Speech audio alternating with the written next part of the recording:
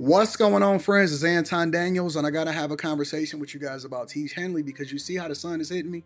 This is no finesse, no makeup, no filters, no none of that. This is 100% Tiege Hanley. I use it in the morning as soon as I get up, right after I pray and brush my teeth, jump in the shower, and I'm hitting the streets because you never get a second chance to make a first impression. So even though they're giving you 40% off your first order, 20% off for life, even though you may get a free gift, forget all that, right? Because we would do this even if it was full price because it's worth that much. I'm in the streets, I'm kicking it with people, and I see Dusties everywhere. You don't want to be them. You want to separate yourself. And the way that you separate yourself is self care. Ladies get it for the fellas. Fellas don't wait for the ladies to get it for you. I'm about to hit the streets right now, and I'm feeling confident. I'm feeling great. I mean, I already got confidence, but to have that extra boost of confidence, knowing that you've taken care of yourself and you set yourself apart from all of the rest of the sheep that's walking around making bad decisions on a daily basis. And it's reflected in their actions. It's reflected in the products that they use. It's reflected in the people that they follow. And so if you're trying to level up, if you're trying to make sure that you look good, they're going to send you the pack. They're going to give you all of the instructions on how you're supposed to use it.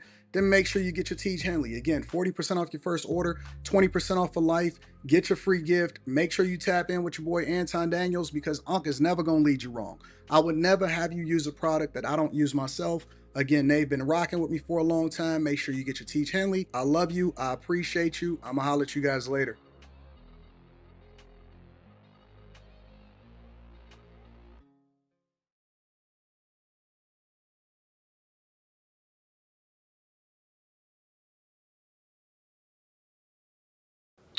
What's going on is Anton from AntonDaniels.com. I appreciate you guys for continuing to rock with me. Thank you for tuning in for another edition of the Millionaire Morning Show. I am your host, Anton Daniels. What up, what up, what up, what up, what up? I feel good this morning.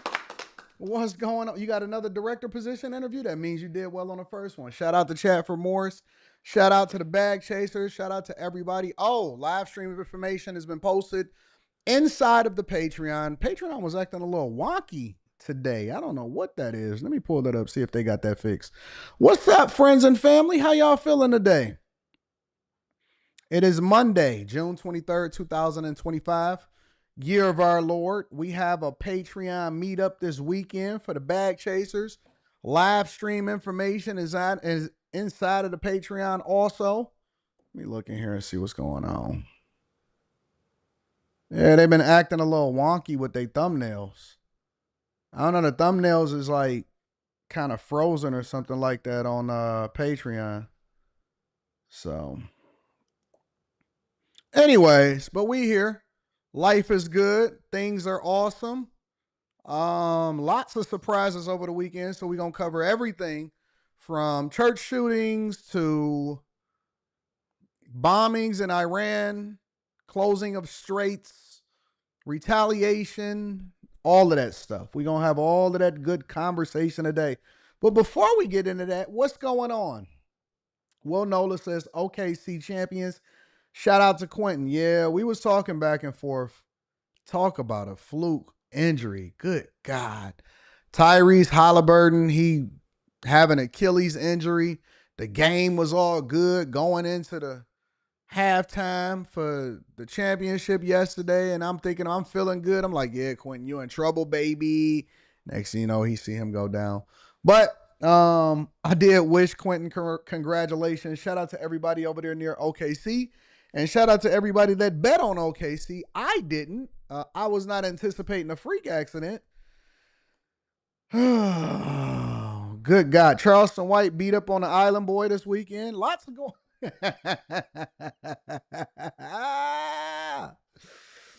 It's a lot going on, man. People is desperate. Man. Things is happening all across the United States of America, all across the world. What are we talking about, man? What is going on out here in these streets? Well, I got a full show that's lined up for y'all today. So we might have a little bit of fun. And again, I'm looking forward to kicking it with y'all at the Patreon meetup this weekend. So y'all might want to get there early. I'm hearing that it's gonna be pretty cranking in there. It's gonna be pretty cranking. All right, y'all ready to get started with the show? What's going on? How do y'all feel today? That's the question. Yeah, my boy C Dub was over there giving them hands. He was giving hands. C Dub was over there giving them boy them hands. I couldn't believe it. I seen the clips um on X, formerly known as Twitter. So I had an opportunity to see the clips, and then I wound up watching the full thing. So shout out to C Dub giving them boy them hands. He gave that boy them hands. How y'all feeling today? Awesome, blessed, and highly favored. Too excited for the AI live stream. Promising, excellent.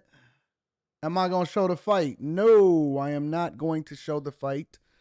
It is not my it's not my content. AD, I will see you in the Bag Chaser stream tomorrow. Bet. I'm looking forward to going into that. We got fireworks this weekend, or actually I got fireworks today in Detroit. So shout out to everybody. I'll probably be watching them from my space or my rooftop. So we gonna see how that play out. But life is good, man. Life is absolutely good. What up, Long Way ENT? Let me read some of these cash apps. I had to send out a bunch of money today. Shout out to my dog Mike, that dude. I appreciate you. Thank you for holding me down on Cash App. You need some positive energy, Mr. Lot? All right. Well, I'm gonna give you some positive energy. I'm about to give you some positive energy right now. Let me read this super chat. Nelly says, AD, I will see you on a Bag Chaser stream tomorrow. You sure will. You absolutely will. Shout out to you, Nelly. It was warm this weekend. What up to my girl, Mika? Well, let's start the show off like this, right? Because we got a lot of content that we got to cover. Everything happening worldwide. My dog, Mr. Lotta, saying he needs some encouragement. And I understand because I go through it myself, big dog. Real talk. I ain't even going to hold you. I go through it myself. Facts. 100%. And I think that we miss that. That's one of the things that we're missing today, right? Because back in the day, before social media exploded, you got an opportunity to see the real. You know what I'm saying? Even for, like, I remember growing up, and a lot of the people that we used to look up to was the basketball players and the dope boys that was in the neighborhood and stuff like that. But you got to see both sides, right? You got to see the good and the bad. Now, in the social media era, we're just now getting to see the other side of people complaining or the problems that they then have or the things that they are having issues with within their lives, right? And I think even from an influential perspective, like from a content creator's perspective, people don't care as much about just the flossing, the successes and all of that. They kind of turned off from that. Like they've adapted to that. They used to that. They know that everybody is wearing fake diamonds and all of that stuff, right? Now we're starting to get into a space where people are looking for authenticity, and that's going to be the play. That's going to be the move. It's going to be the play. And so I've always prided myself on being authentic with my life, and things are great, right? But they're not always great. Sometimes it goes left, sometimes it goes right. But let me give y'all a little bit of insight. For example, one of the things that I seen was this woman right here, right? And this came across my feed, and I did not plan on doing a reaction to it, but I did want to have a conversation about it, and so I earmarked it. And I didn't know when I was going to come back to it, but I definitely wanted to have a conversation about it. And this is what she had to say. This is what she's saying about life. At this point, I will take any reason to stop being a member of this parasitic capitalistic society. Yes, I am scared, but I'm also ready. I am ready to stop stressing about my bills, to stop stressing about my rent, to stop feeling like a zombie that's just doing the same shit every day, that I have a schedule and an alarm clock and I go to work and I get my paycheck and I pay my bills. Lather, rinse, repeat. I'm ready to survive on my own terms, the way I want to live, the way I want to survive. I know how. I do. I know how. I'm ready. I'm ready for any reason. Bring it on. Pull the plug. Let's get this shit going. I have felt drained in this society since I can remember. I'm neurodivergent. I hate this capitalistic world that we live in. At this point, if one person starts doing it, I'm going to start doing it. That's where I'm at. Survive on my own terms. I don't want to be a member of this shitty ass society anymore. I want to decide how I'm going to survive. I think a lot of us are ready to unplug from this shitty matrix that we're all being forced to be a part of. So, what she's basically saying is that she's tired of adulting. That's really what it comes down to. She's tired of being an adult. And you know what I find to be interesting about that is that there are a whole lot of people that feel just like her. But what I've also learned is the people of yesteryear in every single generation, the 2000s was much more difficult as far as what you had to put in order to survive. A lot of people will say, well, the 2000s, the 90s, the 80s, the 70s, the cost wasn't as much. The physical labor was a lot more.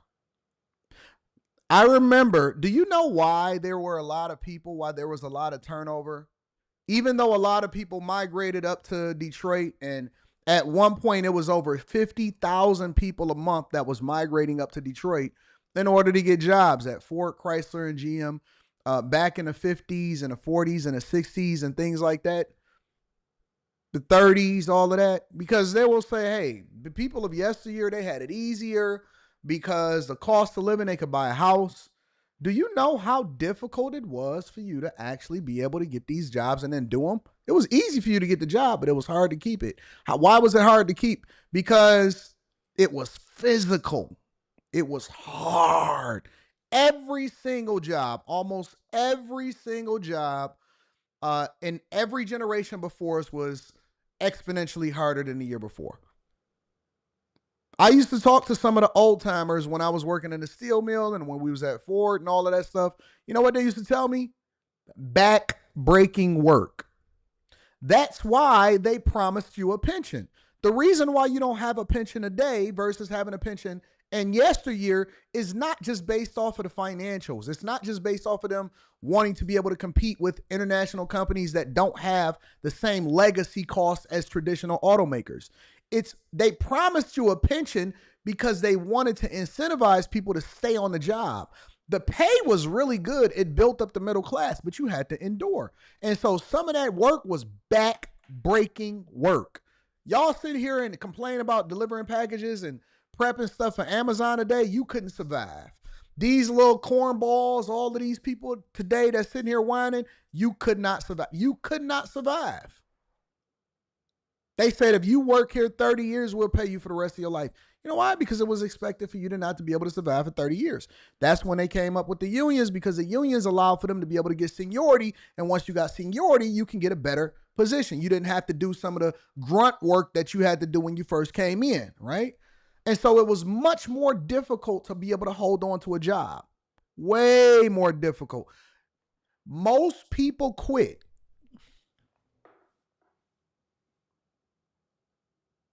Most people, them good jobs, the jobs that y'all keep on talking about, that everybody had, that it was easier to cost them being able to buy stuff and stuff.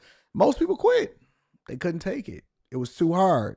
The repetitive nature, standing on your feet all day, no orthotics, back was hurting, being able to get in them pits, possibility of injuries.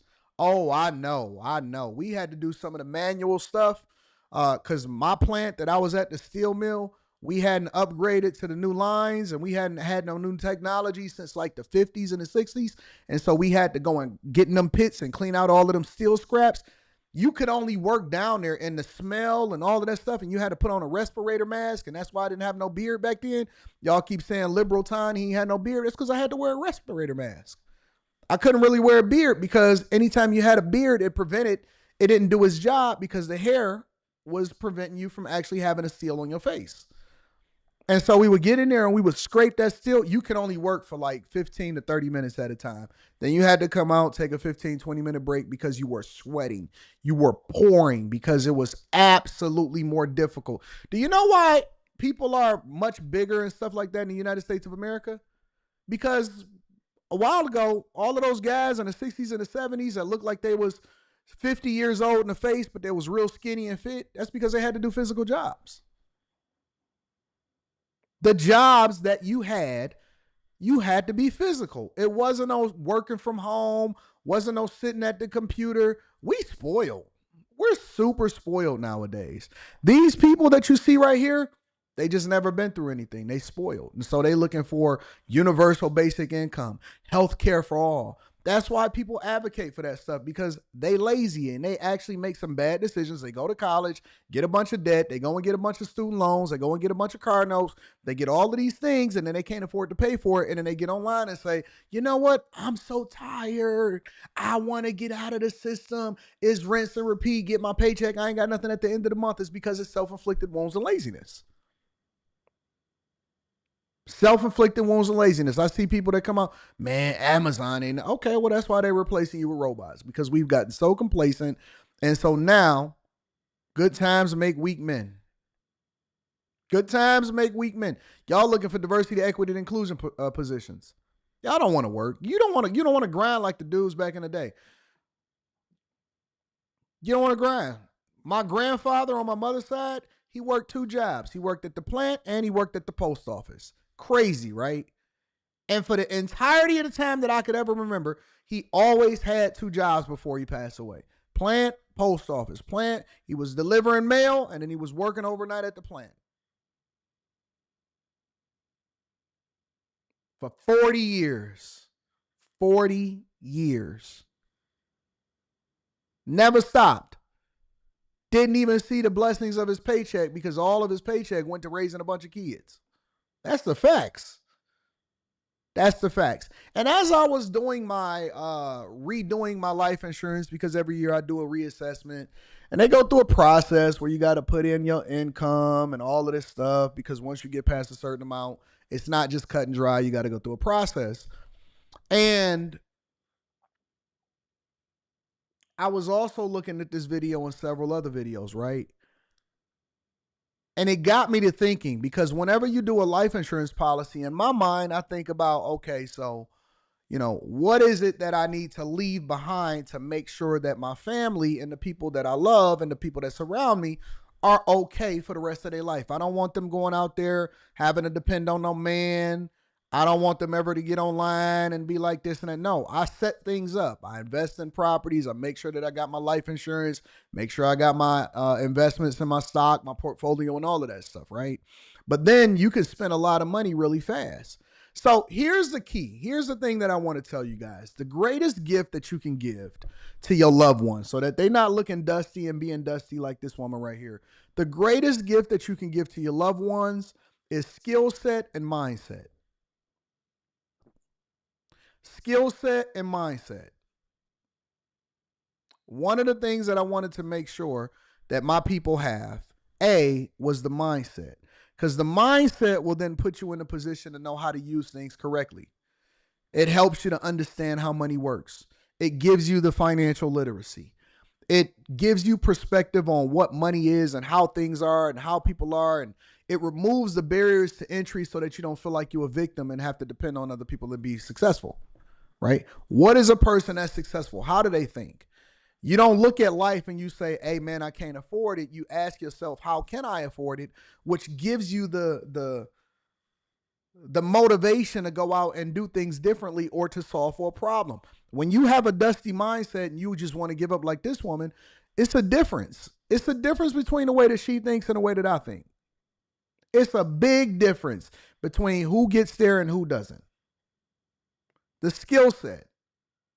The greatest gift that you can give your children, listen to me, it's not thinking that you're going to pass on generational wealth. The people that came before us made that mistake. You're not hearing it. The people that came before us made the same mistakes. They kept thinking that they was going to pass on their homes, pass on their pensions, pass on their Social Security, pass on whatever it is that they came together. And you know what happened? People with the dusty mindset, they sold it. People with no skill set, they sold their homes. We had a greater home ownership, more businesses, more success, and more wealth than before. Our communities were thriving more than they're thriving today. And they had the same mindset to just pass it on. When you say, I'm going to just give my kid, I'm going to give my son a car, you're not teaching him nothing because he don't value it. They passed their stuff on and the people sold it. And it didn't make any difference. They didn't know how to maintain it. They didn't understand what it took in order to get there. I see people today. As soon as somebody die, everybody want to sell it and they divest it and they split it up and then they go on vacation and that's the end of it. They work their whole life to pay off their home so that their kids can sell their house. It happens every single day. It's the same thing. You're not passing on generational wealth because you give over a home. A home is not for you to be able to save in. A home is for you to have a roof over your head and to minimize the amount of money that you got to spend in order to survive. That's what a home is. If you give your girl a skill set, don't just get these women that just want to say, you know what, I just want to be taken care of for the rest of my life. Women have to be purposeful. I've taught Rita how to build homes. I am making sure that my daughter has an education. I am giving them a skill set and a mindset to be able to manage the resources in the event that anything ever happens to me. Put them in a position to be able to thrive on their own. The greatest gift that my father gave me, he never bought me a car. He never did. The greatest gift that my father gave me was a mindset for what success was and forcing me to get a skill set that if anything was to ever happen to him, I would be able to make sure that my family is taken care of and I would be able to make sure that my mom and everybody else is straight. The greatest gift is to be able to stand on your own 2 feet. You are crippling and handicapping your people. You are crippling and handicapping your girl, your kids. If anything was to ever happen to you tomorrow, they would be dusty as hell within 6 months, trying to figure it out and trying to monkey branch onto another man so that they won't be able to drown and they won't be homeless. Think about that for a second. If something was to happen to you today, your girl, dusty. She gonna come on the I Choose You 2 tour. You want that? You want your girl on the I Choose You 2 tour trying to figure out how she can survive?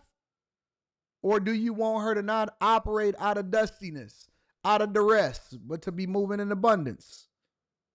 Wouldn't it be a tragedy if when Kobe passed away, that Vanessa was out here trying to monkey branch from man to man like Larsa Pippen is after she got divorced from Scottie Pippen and now she was busting it down for Future? Wouldn't that be a travesty? Wouldn't that be a dent on his legacy? How dusty would it be if something was to happen to me tomorrow, right? How dusty would it be for my girl to be over here talking to a whole bunch of people and now she on the vlogs? Oh man, Anton left her dusty. That's a shot to my own legacy. It's a brokenness. So we need understanding. The word of God says in everything that you do, get understanding. We have to have understanding. We have to be purposeful. We have to be mindful. We have to develop the right skill sets, and we have to pass those things on to our kids. What's the point of giving your kids and your people more money if all they're going to do is fumble the bag when they get it and they don't know what to do once you get out of there? Ant Dog said, this is why life insurance is important. Okay, so you get life insurance. Let's say, for example, you get life insurance and whatever the amount is, what's a good amount? $1 million, $2 million, whatever, right?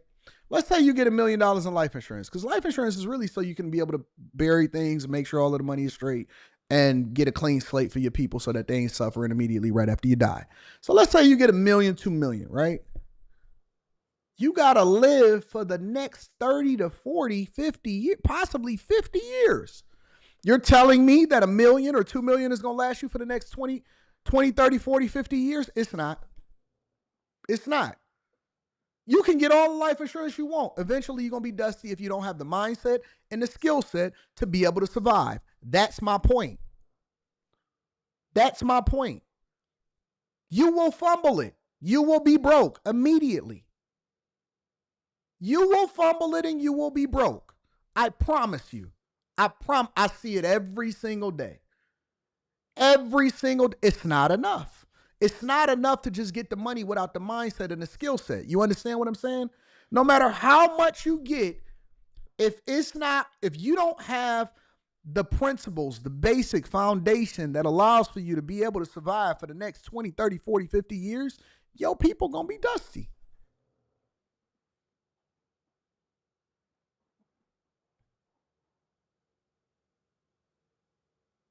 You see why it's not just about life insurance? You see why, and I'm not saying don't get life insurance. Get life insurance. But I'm also saying there's other things, skill set and mindset, that gotta go along with that. Because that alone is not gonna be enough. It's just gonna be a bridge until you walk into the water. I'm telling you. People go broke every day. People go broke every day. $1 million, $2 million, it's not going to last you for the rest of your life. I promise you. I promise you. I know a person, a woman, an older woman, who had the looks and she was beautiful and all of that. And she had married a guy and they had been married for 20 plus years or whatever. He wound up passing to cancer. Left her in a phenomenal setup, phenomenal position. House was paid off, nice, big, beautiful home. Had life insurance. He had phenomenal credit. He wound up doing really, really well in life. Today, she trying to figure out what she gonna do. That was what, 10 years ago or something? Today, she trying to figure out what she was gonna do. Because she went out there, she got her some new teeth, she got her body done. And this is the honest to God truth.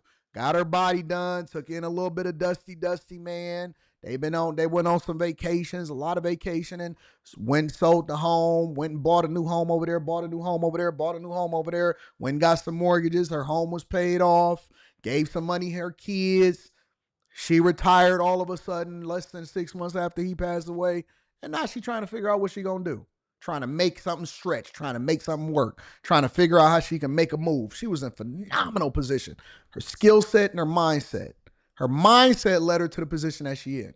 Her skill set is not transferable because now she can't find a job no more of the caliber that her and her husband was generating the type of income. And so she didn't have a plan. She was on no plan. It's all for nothing.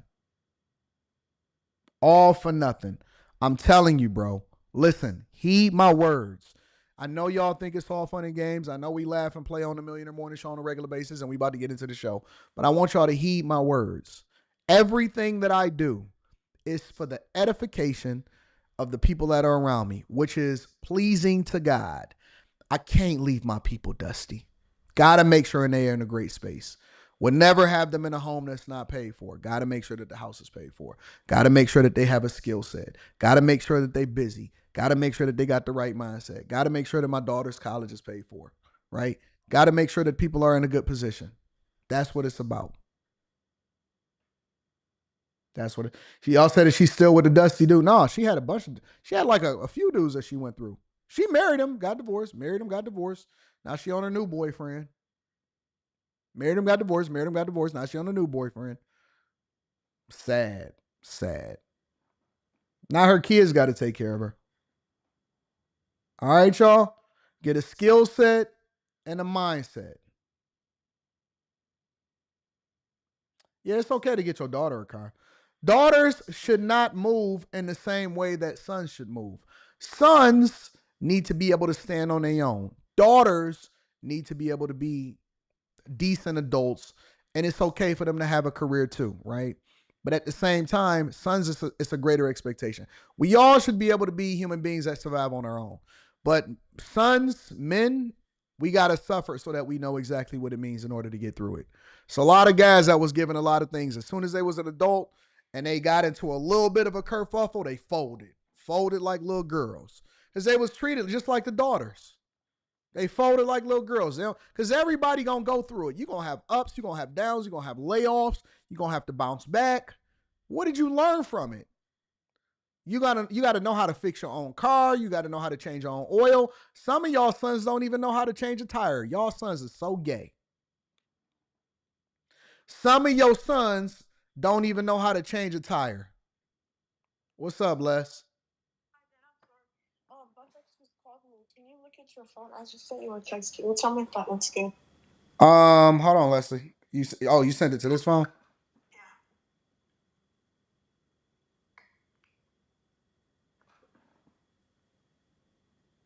And then you just text me. I can't see the size. I only see the. Oh, I see it. Never mind. Hold on. Let me look at this. Give me a second. Okay.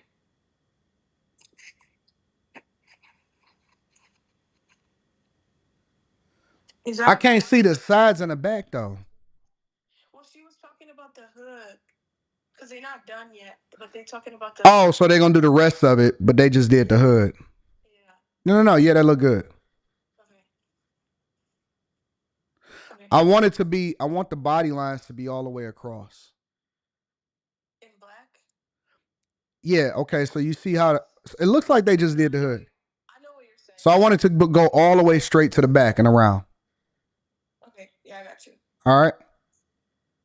It looked good though. It looked really good though. Yeah, I Oh, do. All right. wait.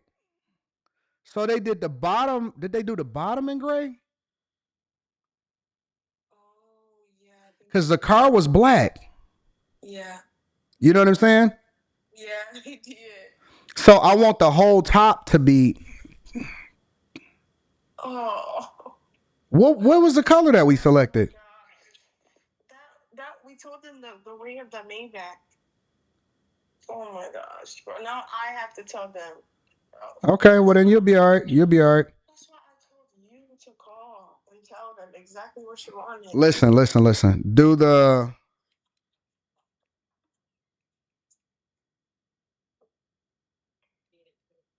lead the bottom is gray and had the rest of the top is black. Let's just do it like that. Okay. You know what I'm saying? Had a whole top black and lead the bottom gray. Okay. Because it looked like they did it wrong. It looked like they did it the opposite. Yeah. But lead the whole block, lead the whole bottom gray and have them do the top black. All right. Yeah. All right. All right. Bye.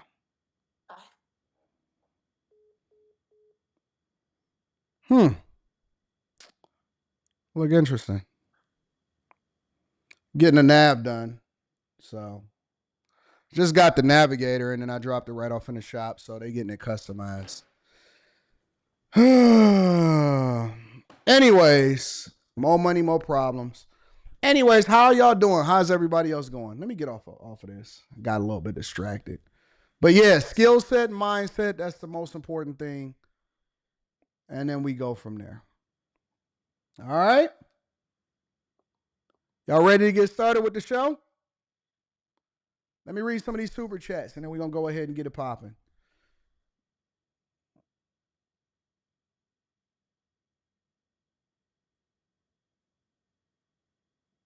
What is your millionaire morning routine? What is my millionaire morning routine? It's a little different. I'll tell you what my routine is. Let me read these super chats. Gino Jen says, good morning, AD. I drive a commercial front end for waste management. How do you feel about Coursera? I've been looking at taking a class on cybersecurity. I think you need to go to Coursera is cool. The online courses is cool. I would prefer for people to actually take classes at a community college. Most of y'all community college will have online classes, so that you can actually be working towards a degree. I would like for y'all to actually get degrees, and just go from there. Unbeaten with Keith says you should not have to work two jobs for 40 years in America. The reason I spent 22 years in the military is so all of us could live better than that. Now retired with a pension doing what I want. You don't have to work two jobs. Working two jobs is for people that actually want to invest and get ahead. So, for example, I advise people to use the first income for your regular and don't change your lifestyle, and use the second one to fund your businesses and to fund what it is that you really want to do, right? Your second one to fund whatever it is that you really want to invest in. Most people can just live a regular life. You don't have to. Most of us increase the cost of our lifestyle based off of our income. So no, you don't have to work 2 jobs, and you are blessed to also have joined the military. They call me Mr. Bibb says integration was the worst thing for black people to do. That's a lie. If you're saying that integration was the worst thing for black people, what you're basically saying is that you have to be forced to support yourself, that somebody has to force you. How is integration the worst thing that happened to black people? It opens you up to a world of opportunities from people from different cultures that you wouldn't know. The problem with a lot of y'all is that y'all want to just stay in these same spaces by yourselves, and then y'all have this racist mindset and this racist trope that's preventing you from being successful. Integration is not bad. Integration and opportunity is good if you use it and you leverage it. Most of y'all like to segment yourselves off and prevent yourselves from actually being able to experience what other people have to offer, and that's your fault. As a matter of fact, I'll do you one better. You can still segregate yourself right now. You don't need nobody's permission to segregate yourself. Most of y'all already do it.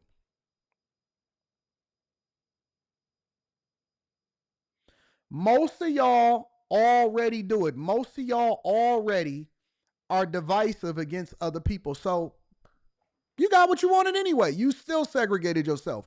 You want to live in your own little neighborhood. You want to stay in your own little sphere. You only want to go around people that look like you. You still segregated. So what difference will it make? You still segregated. So you ain't got no problem. Y'all got to stop complaining about opportunities. Because you know what happened? If you didn't have the opportunity to go to their schools, and you would say, see, they won't let us come to their school. It's too segmented. If they forced you to stay in your little hood and stay with your little homeboys that was robbing you, you would be mad about it because your kids couldn't go to a better school. Country Boy Finesse says, work full-time factory work and gig work feasible to buy a cargo van for the business instead of using my personal automobile. So far, I've made 800. Shout out to you. I'm going to come to you in a second, Mr. Lot. Country Boy Finesse. Unbeaten says, Anton lost Larsa bus Future now. I mean, Future bus Larsa now. While they were still married. Most of the time, these people be on the outs, though. P. Shank says, good morning, Anton Daniels in the Millionaire Morning Show. What up, P. Shank? Voltaic Art says, I see you doing that tuxedo rap. It'll look clean. Yeah, we going to rock out. We going to see. We going to experience it. B. Rise says, hey, AD, since in real life streaming has become saturated, do you see YouTubers coming back or another source of entertainment rising? Nope. No. So this is what's going on. Everybody's trying to run over to Twitch and Kick and do IRL streaming. Doesn't really matter. YouTube is always going to be the king. YouTube is always going to be king. If you figure out YouTube, which is the hardest long form content, maintaining people's eyeballs, you will be king. You can do anything anywhere else. All of these other fly by night, low barrier to entry places, no algorithm having, I got to have my own motion before I get on it. YouTube is the king. So what happens is everything that comes around goes around and comes back around. It kind of reminds me of the pandemic when everybody was trying to get into being a content creator during the pandemic, and then everybody flamed out, but the platform is still booming more than ever. It's going to work the way it's going to work. People that are consistent, people that are great are going to continue to thrive, and they're going to separate themselves from the have-nots. Mr. Lott says, this was a much needed, bro. Both my grandfather and father work with their hands. I'm a software engineer. I don't have any excuses. See? There you go. There you go. Now you getting it. Now you catching on. You know what I'm saying? Make sure y'all hit a like for the algorithm, subscribe to the channel, and turn on your notifications. All right, y'all, let's go ahead and get started with the show. Again, make sure y'all tap into the Patreon. Link is in the description. Tiege Hanley, 40% off your first order, 20% off of life. We got to start with the local news first. And then that's when we start to migrate over into what's going on internationally and nationally. All right?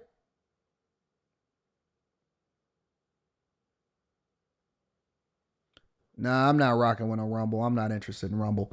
Anyways, let's move over to the next thing, y'all. So, a church shooting. I thought that this was pretty tragic, but I also thought that it was a really great thing of what happened and how they reacted to it. So check it out. But that doesn't mean that we didn't have terrifying moments as shots ring out at a church in Wayne, Michigan. Captured on a live stream, families seen running for safety after police say a 31-year-old man started shooting outside. Please, everybody come to the back. Come on. Desperate parents grabbing their frightened children. Come on. Parishioners ducking as they try to escape. The male's getting guns out of his car and going into the church. It happened after 11 a.m. at the Cross Point Community Church just outside of Detroit. The suspect exited his vehicle wearing a tactical vest, armed with a long gun and a handgun. He approached the church building and began firing his weapon. According to authorities, a parishioner at the church hit the gunman with his vehicle. At least 2 staff members shot and killed the suspect outside of the building. His motivations are unknown, but at this point it appears he was suffering from a mental health crisis. I started hearing We got to stop making excuses for these people that's trying to do some of the worst tragedies and trying to go viral as a result of it. I'm not going for it. I'm not going for it. Oh, no, it appears that they were suffering from mental health. Nonsense. Lies. Lies. No, they weren't suffering from mental health. You don't get to the age that you get to individually by yourself and then get to use the excuse of mental health. You don't get to be an adult and then say, I got mental health problems. Nope, I'm not going for it. You can't say that you have mental health problems when you were able to put together a plan to go and execute people at a church. You don't get to say you have mental health problems. I'm so tired of everybody making an excuse that you got mental health problems. I got ADHD. No, you don't. You just stupid and you don't know how to pay attention in class and you want to do what you want to do. So you keep on making excuses. I'm bipolar. I got split personality disorder. Sometimes I could be high, sometimes I could be low. No, you just jerk off too much. And you need to start focusing it because an idle mind is the devil's workshop. Ain't nothing wrong with y'all. Y'all are good, sound, able-bodied adults. Keep trying to get Social Security early. And so you keep trying to get off of work early also. And you keep acting like you got something wrong with you. I got a mental health disorder. No, you just lazy, nigga. You just lazy. You don't have a mental health disorder. You lazy, you angry, you got rejected by a couple girls because you only went up to 2 or 3 in your life. You were in the friend zone of a woman that you was trying to talk to. She wasn't interested in you. She rejected you, and now you want to go and take it out on the world and shoot up a church in Wayne, Michigan. That's what's really going on here. That's what's really going on. Everybody is finessing. Oh my God, I can't help it. My mental health at work. You ain't even been through nothing. You ain't even did nothing. You got rejected and now you want to shoot everybody up. You angry at yourself. You picked the wrong degree. You picked the wrong field. You ran in the Victim Olympics. You got mad at your boss because he told you the truth. Nah, you a lazy mother effer. My father never talked to me like that. That's because you ain't have a father in your life. Man up, little homie. Now you want to go and get mad at him and throw hands or shoot up everybody in the office. You a coward. You're a coward. Nothing is wrong with you. Nothing is wrong with your mental health. Every facts. It's Asada. Poor decision making. I'm so tired of this life. I hate capitalism. Oh, nah. You was enthusiastic when you was growing up. You felt really good about your life until you went to college, busted down for a real one, got HSV 1 and 2, you know. I don't like it. It's something in our food. No, you just, I looked at a video. I got a review video coming out today. And the woman says it's society's fault. It's class and mental health that made her fat. Class and mental health. Now, people that wind up making a transition are being great. They always are honest with themselves, regardless of what state they in. You know what? It was my fault. I messed over a good girl. I fucked her over. It was my fault. It was nothing. You know what? I should have did better. That's why we see so many women in duress right now, because I never, ever, ever, under any circumstance, see any woman say, you know what? It was my fault. I messed up. I picked the demon that had French tipped dreads that was out here selling drugs, knew he was going to jail, and that's the dude that I decided to have a baby by. I should have did better. You know what? I just didn't like nerds. There was something about that bad boy. And so, you know what? I was just like, skip it. I'm going to just be a hoe for a little while. You never hear that.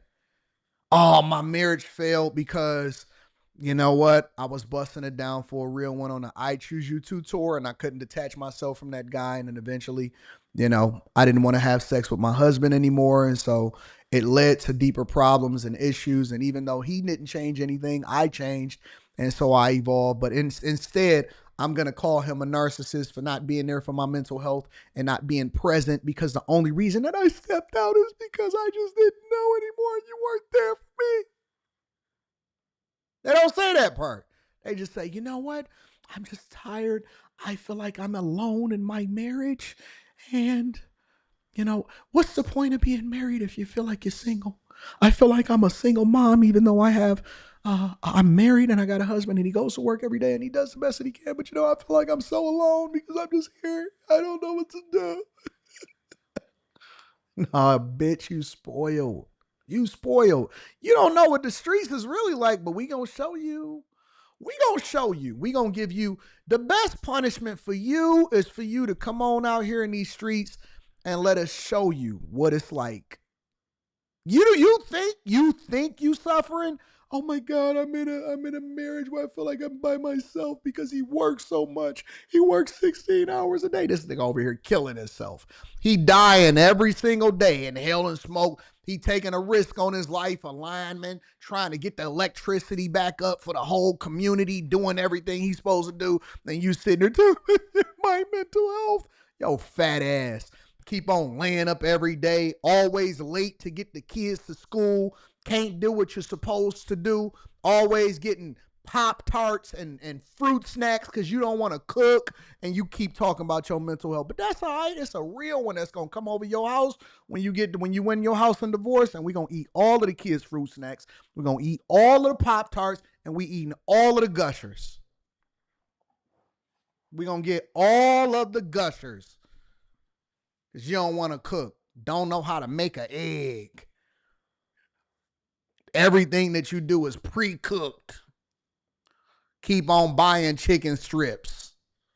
Because you don't know how to season and bake chicken. You don't even know how to clean things. You don't even clean your fruit. You just eat it. Just big and lazy and meaningless. And you think that you're going to have somebody that comes along and sees the value in you that your husband that you didn't like. People keep on lying on their mental health. He had mental health issues. That's why he decided to go and buy a vest, buy a gun, go and get a car, armor himself, and then go and shoot up a church with a lot of kids in it. It's all mental health. Oh, that's a demon. That's a lazy, failed in life demon. I wonder what he was like back in high school. Let's go and talk to his classmates. I don't need to talk to his classmates. I know exactly what he was. He an incel. Incel. But thank God you had people. Finally, we get to a situation where it's not a tragic situation in which it's a church shooting or a mass shooting and they just they just shoot up everybody. Nope. That's because they over here in Michigan, right outside of Detroit. One person, hey man, he got a gun. Hit him. Back up. Put it in reverse. Then the other person, we got a pistol. They over there, they working as a team over at that church. Get them a round of applause. That church was working as, hey, all of the mothers and the ladies, y'all go get in the back. Get the kids up out of here. We was just doing a church play. We was trying to praise God, but now we got an active shooter outside. He decided to identify our church. Homie was over there in the car. Somebody was like, blessings. That's called a blessing.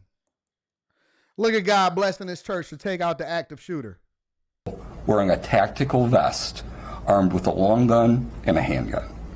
He approached the church building and began firing his weapon. According to authorities, a parishioner at the church hit the gunman with his vehicle. At least 2 staff members shot and killed the suspect outside of the building. We don't want to sit. We not going to sit here. Ain't going to be no trials. We done with that. No trials, no arrests, no 3 hots in a cot, no trying to figure out how we going to prosecute them, no processing of evidence, no none of that. Straight up running people over and putting you on your back.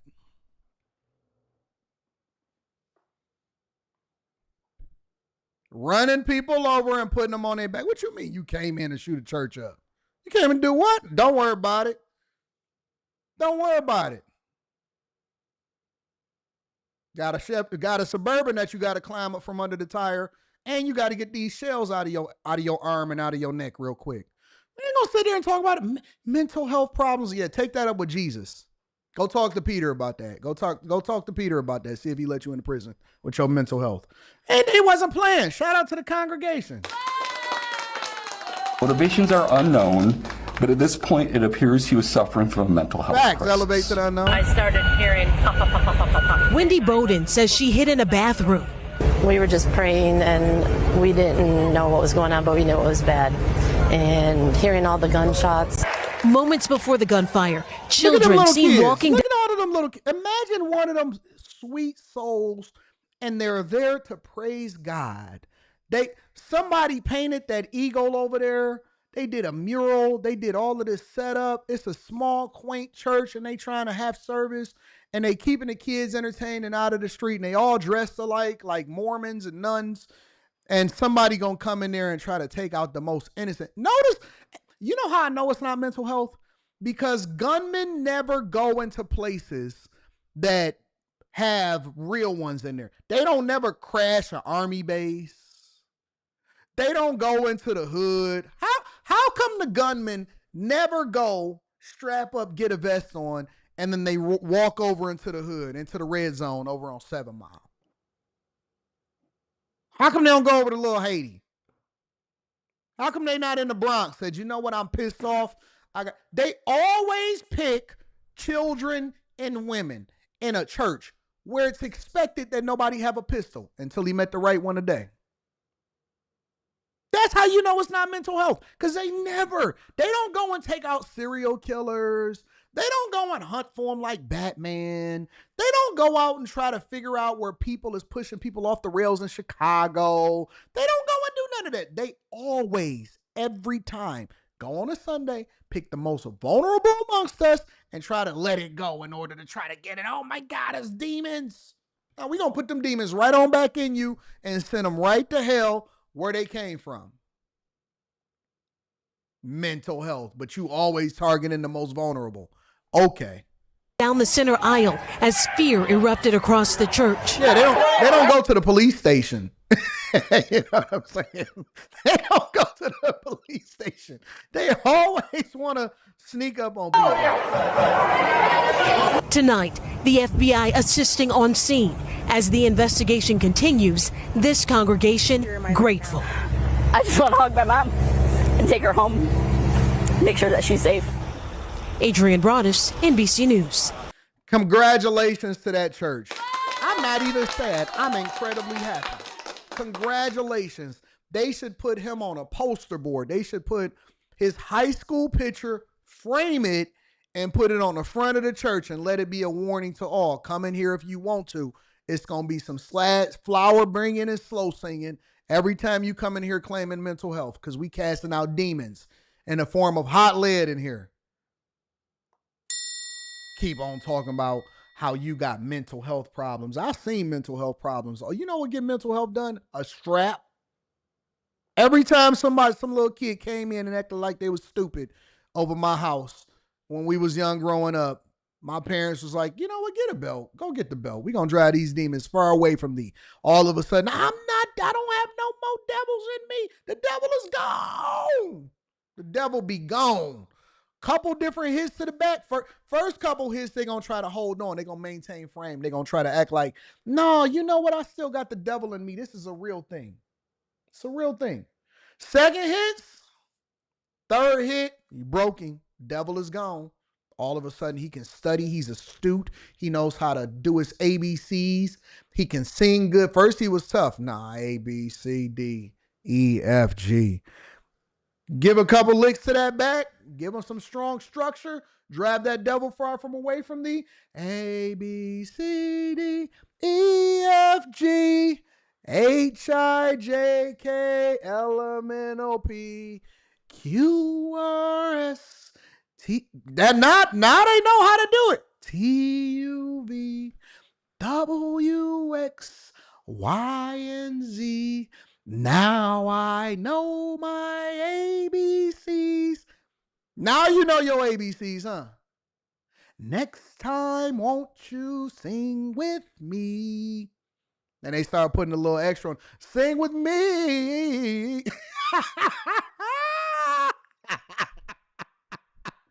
Now you know your ABC. That's why y'all can't read, because y'all ain't got enough whoopings when you was growing up. That's why you can't read.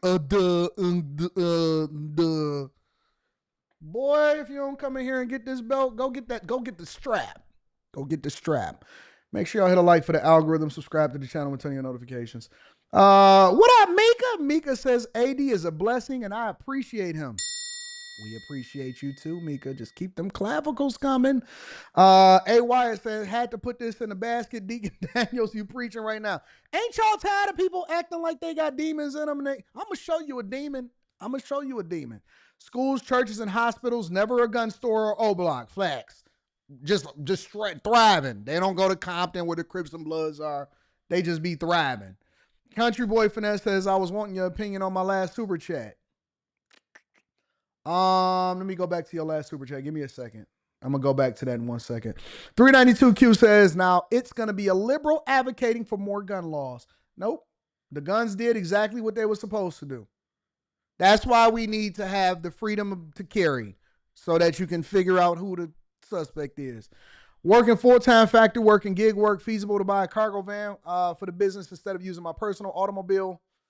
So far, I have made $800. The true cost of doing business as far as gig work, it could be a lot. Now, I don't advocate that you use your personal vehicle because it's going to basically tear up the vehicle itself. I think it's more important for you to focus on capturing the miles, right? Capturing the miles at depreciating costs.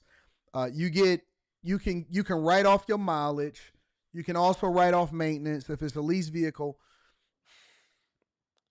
I just don't want you to get another payment. You know what I'm saying? I don't want you, if you can buy something cash, then that would be beneficial. But I don't want you to get another payment because it's just going to put you further in debt.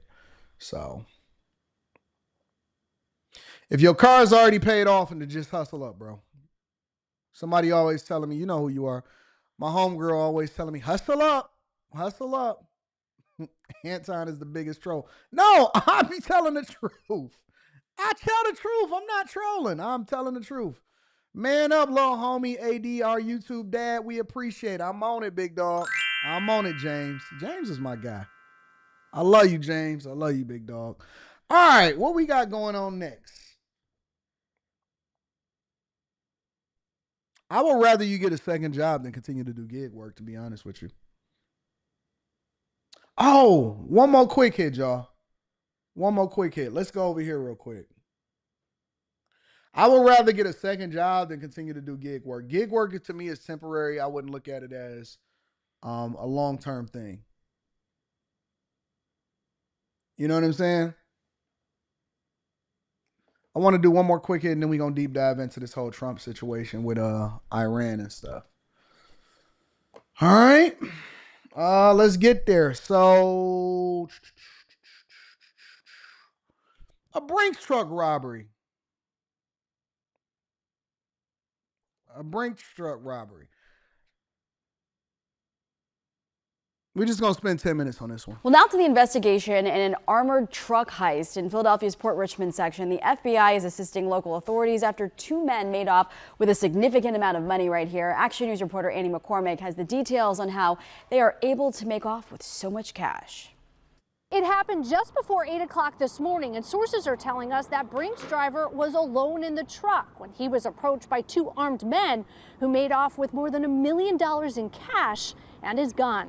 Philadelphia police and the FBI responding to an armored truck heist in Port Richmond. Sources say at least $1.5 million was stolen when that Brinks truck made a stop at this Home Depot in the 3700 block of East Thompson Street.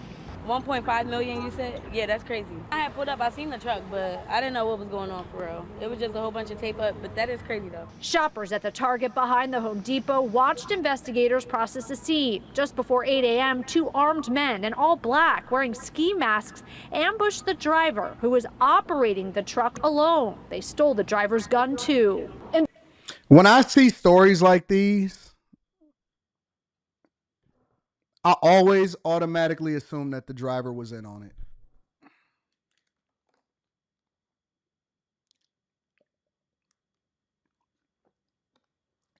A Brinks truck driver is stopping at a Home Depot by himself, alone, to pick up over $1.5 million. Now, my instincts and my initial reaction to this is three suspects. It was three armed suspects. The two that robbed him and the one that got robbed. You know what I'm saying? The two that robbed him and the one that got robbed. All right, so how you know him? That's my first line of questioning. How you know him and where you know him from? Did you recognize the voice of the suspect? No, I don't know who Rodney was. So it was Rodney. So it's Rodney that robbed you, huh? The Brinks truck driver and the two suspects are the suspects of this whole situation. Man, y'all ain't tricking nobody. Y'all didn't watch too much of The Town. So you knew the whole thing. You knew when the Brinks truck. Most people ain't even as sophisticated no more. People ain't even as smart. Why is the Brinks truck driver by itself?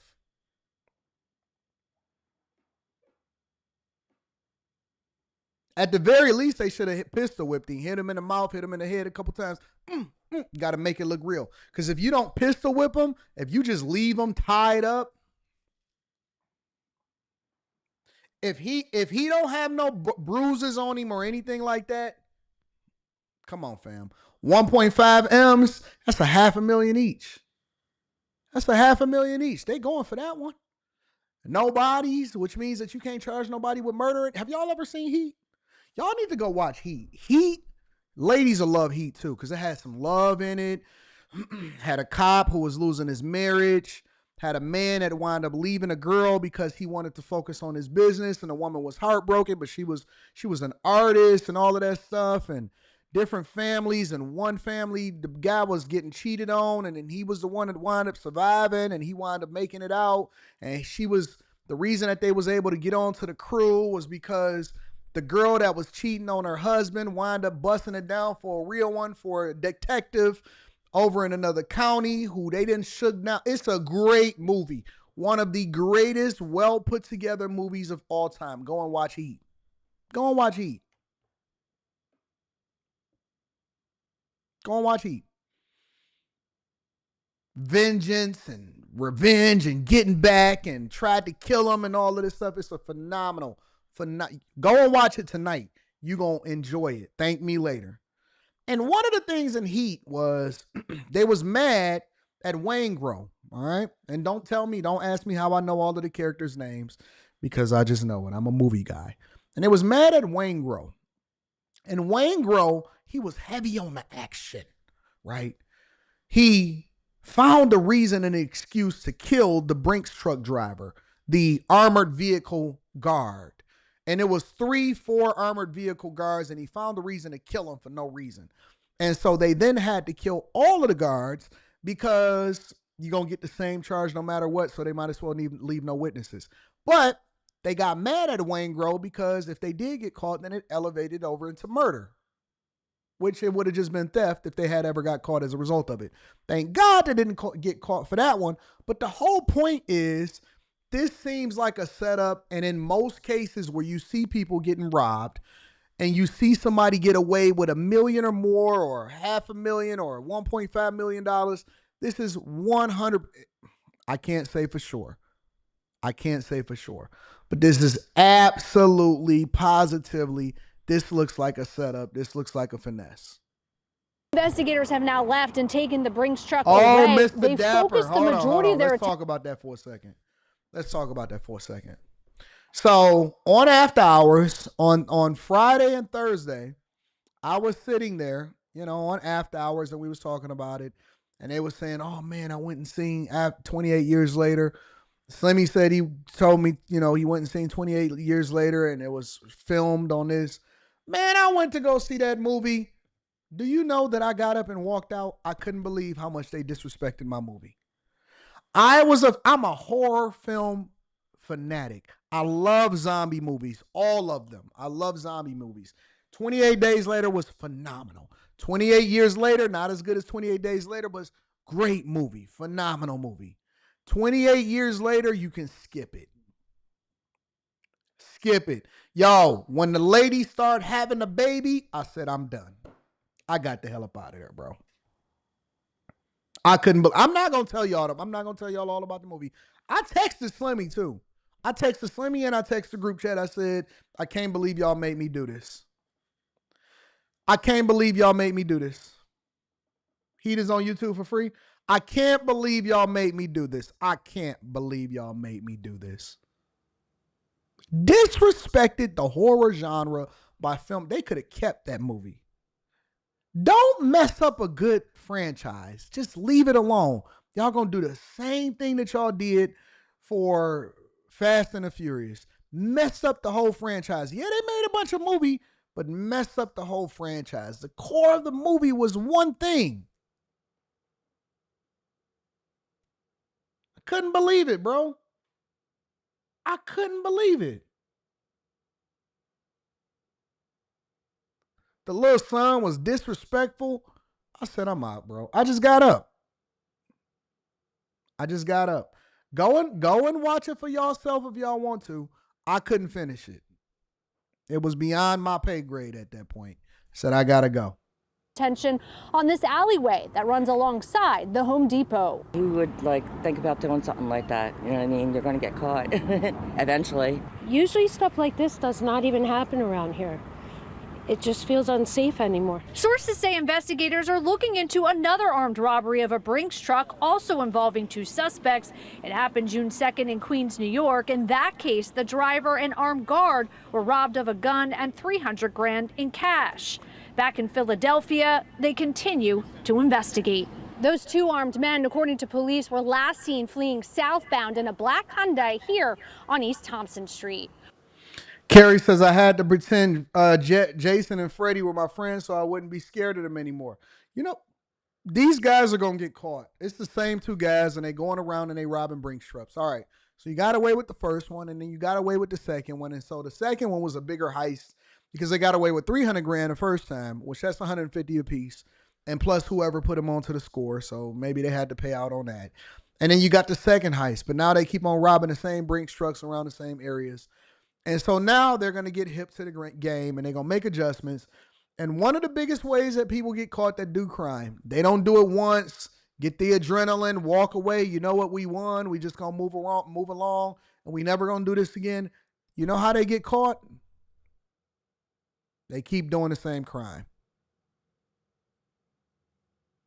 They go and revisit the scene of the crime and act like they're just an innocent bystander that's walking down the street and curious as to what happened. What happened here? This is crazy. They go and revisit the scene of the crime. They go and do it over and over again. Y'all just can't take y'all dubs and just disappear, and we never hear from y'all again. Y'all always got to keep going. Always got to get caught. Always got to get greedy. Always got to just need more and want more. Or you just, now all of a sudden you just start showing money. You the dude in the hood that just so happened to pull up in the new SVJ. I got the new ZR1. I overpaid $100,000 for it, but I got it. Or you start flossing on Instagram. You don't just sit tight, go and figure out how to start a business so that you can launder the money, go and pay off some bills, go and pay off the student loans, go and pay off your mama house. In 3 years because you started a business that just so happened to wind up being successful. Y'all don't do none of that. As a matter of fact, I'll go so far as to say this. Let me get this off my screen real quick. I'll go so far as to say this. You know how they keep lying on me and saying, well, Anton got an inheritance, or first it was an inheritance. Then I wasn't from the United States of America, and then I got a lawsuit money, right? On behalf of my father, which my mother didn't get one. My brothers didn't get one. None of my 3 brothers got one, but I must have got it, right? The better play would be, did Anton do an armed truck robbery? Like if you're going to make up a story, make it sensational, right? Did Anton do an armed truck robbery? Did he do a heist? And then he just filtered the money in order for him to get rich. And then that's the way that he then made up. Like if I'm going to do something, right, it's got to be something more elaborate. It's got to be something better than that. No? Y'all don't think I'm the type of person that can pull something? I think I can pull it off. You know what my problem is, though? There's too many Fleece Johnsons in jail. I just can't risk it. You know what I'm saying? I can't risk the possibility of not seeing my daughter tomorrow. I can't risk the possibility of being able to get some box tomorrow. I can't risk the possibility of my freedom. I'm just not willing to do it. Anything could go wrong. Next thing you know, you're in prison for the rest of your life. Somebody made a mistake, slipped and fall. They killed themselves. They would have never killed themselves had you not been robbing a bank at the same time. And so now you got to go to jail for the rest of your life because somebody died while you was robbing a bank. I can't do it, bro. I can't do it. I can't do it. It's too much. It's too much risk because anytime you got to spend more than 1 hour in jail, that's a problem. Get sitting in the back of a police car, it's no fun. No fun. I just can't do it. Anyways, Iran just attacked U.S. bases in Qatar. Okay, well, let's go there. I had some other things that were planned. Well, we'll get to that. First, we have to build the foundation for the people so that they better understand exactly what happened over the weekend. But before we do that, let me go ahead and read some of the super chats, and then we're going to come back and revisit this whole conversation. Carrington Love Jr. says, the devil is gone. Anton, you need to send that ABC comedy bit to Dave Chappelle so he can use that for sure. I'm better. I'm a better comedian. Listen, I stand on this one, Carrington. I stand on this. I am a better comedian than some of your comedians that y'all go to see at these comedy shows. They can't mess with me. I did a secret improv.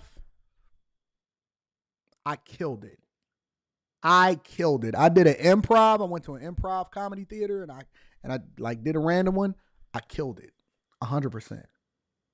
100%. I would run rings around some of y'all favorite comedians. They don't even know how to write jokes.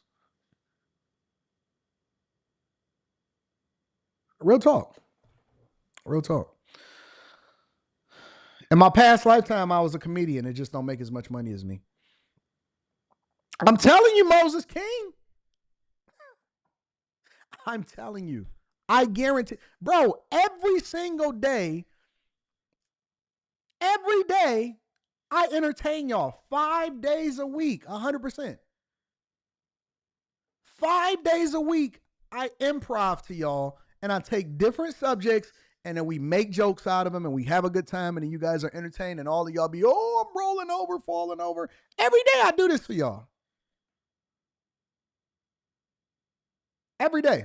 Don't let yourself get attached to anything. You've been watching Heat. Don't let yourself get attached to anything you can't walk out on in 30 seconds flat, or if you feel the heat around the corner. That was before Robert De Niro went woke. Y'all want proof? Now, you know I got the tape, right? I'm going to do another one. I'm going to do another live. Watch, I'm going to do a live. I do live shows for you right now. What about The Hills Have Eyes? The better movies out there. The movie Saw series, I think, held up with greatness. No bad Saw movie. They're okay. They're all right. Totally About None says, watch The Amateur. Okay, I'll have to check it out. They think they are Cleo from... I don't know why y'all always doubt me. Them boys been watching Takers with Paul Walker. They better stop. Marriage Politics and Sports says, damn, I was looking forward to 28 years later. Go see it for yourself. You might have a different perspective. They have Heat on Netflix, says Arthur Spear. Yeah, man, it's a great series. It's great. 392Q says they think they Cleo from Set It Off. Shout out to y'all. Appreciate y'all.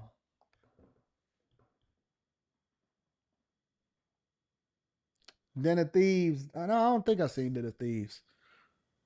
Do a 24-hour live stream. On what? People take my jokes all the time. People take my stuff all the time. People take my y'all didn't think I could hoop until I showed y'all a little bit. No cuts, no edits on the Darth Anton channel.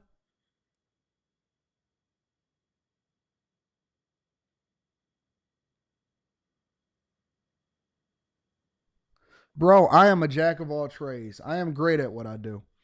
Great Way says, I'm doing a gospel comedy show for my birthday in August. Come through NYC and do a set, bro. I have Gerald Kelly and his son Hunter coming. What's the date? Because I'm going to Korea in August. I'm going to be in Korea in August, so you got to tell me the date. Y'all just want me to show y'all my tape.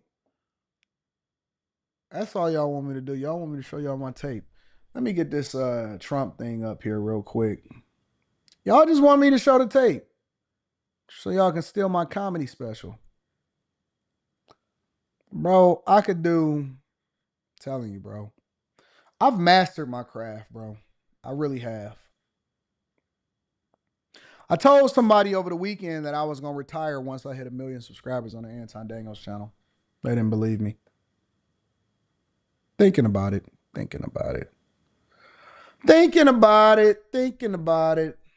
Y'all think I will retire once I hit 1 million subscribers on the Anton Daniels channel? Just wrap it up. Decide that I don't want to do it no more. Go out like MJ, do a 3-peat. Maybe I'll do a 2 million and then I'll give it up. It's possible. It's possible. I am going to be going to Korea. Yes, I am. Let's get this whole situation settled with Trump. What's up, Moni? What's up, baby?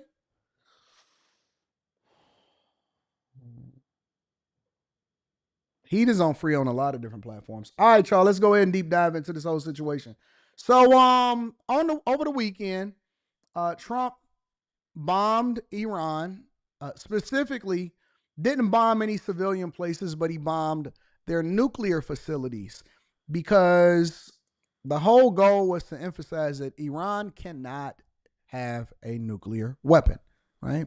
Now, before I found out all of the details and before I reacted to it over the weekend, I was concerned. I was concerned because I didn't want the United States of America to be dragged into a war. But he bombed 3 nuclear facilities with bunker busters, all right? Bunker busters are bombs from the United States of America that is extremely technological and advanced, so much so to where it burrows 200 feet into concrete, the ground, all of that stuff before exploding, all right? So it's not the same type of bomb that you guys are used to seeing where it just and obliterates everything. It burrows deep into the caves, deep into the mountains, deep into whatever it is, concrete structure, all of that, and then it explodes. And so what Trump basically emphasizes that multiple different bunker busters drop one, it explodes, you drop another one that burrows even deeper to make sure that they completely eliminate these nuclear underground facilities. And that was the goal. Not to bomb civilians or their military, but to destroy their nuclear facilities that they were enriching uranium, all right, and nuclear enrichment, whatever that is, right? So this was Trump's speech on it, and then we're gonna go over to Netanyahu, and then we're gonna break down what's going on right now with Iran and their supposed attack on U.S. military bases. First, let's go to the White House. Thank you very much. This is a Fox News alert. Here's the president. A short time ago, the U.S. military carried out massive precision strikes on the 3 key nuclear facilities in the Iranian regime: Fordow, Natanz, and S5.E124. Everybody heard those names for years as they built this horribly destructive enterprise. Our objective was the destruction of Iran's nuclear enrichment capacity and a stop to the nuclear threat posed by the world's #1 state sponsor of terror. Tonight, I can report to the world that the strikes were a spectacular military success. Iran's key nuclear enrichment facilities have been completely and totally obliterated. Iran, the bully of the Middle East, must now make peace. If they do not, future attacks will be far greater and a lot easier. For 40 years, Iran has been saying death to America, death to Israel. They have been killing our people, blowing off their arms, blowing off their legs with roadside bombs.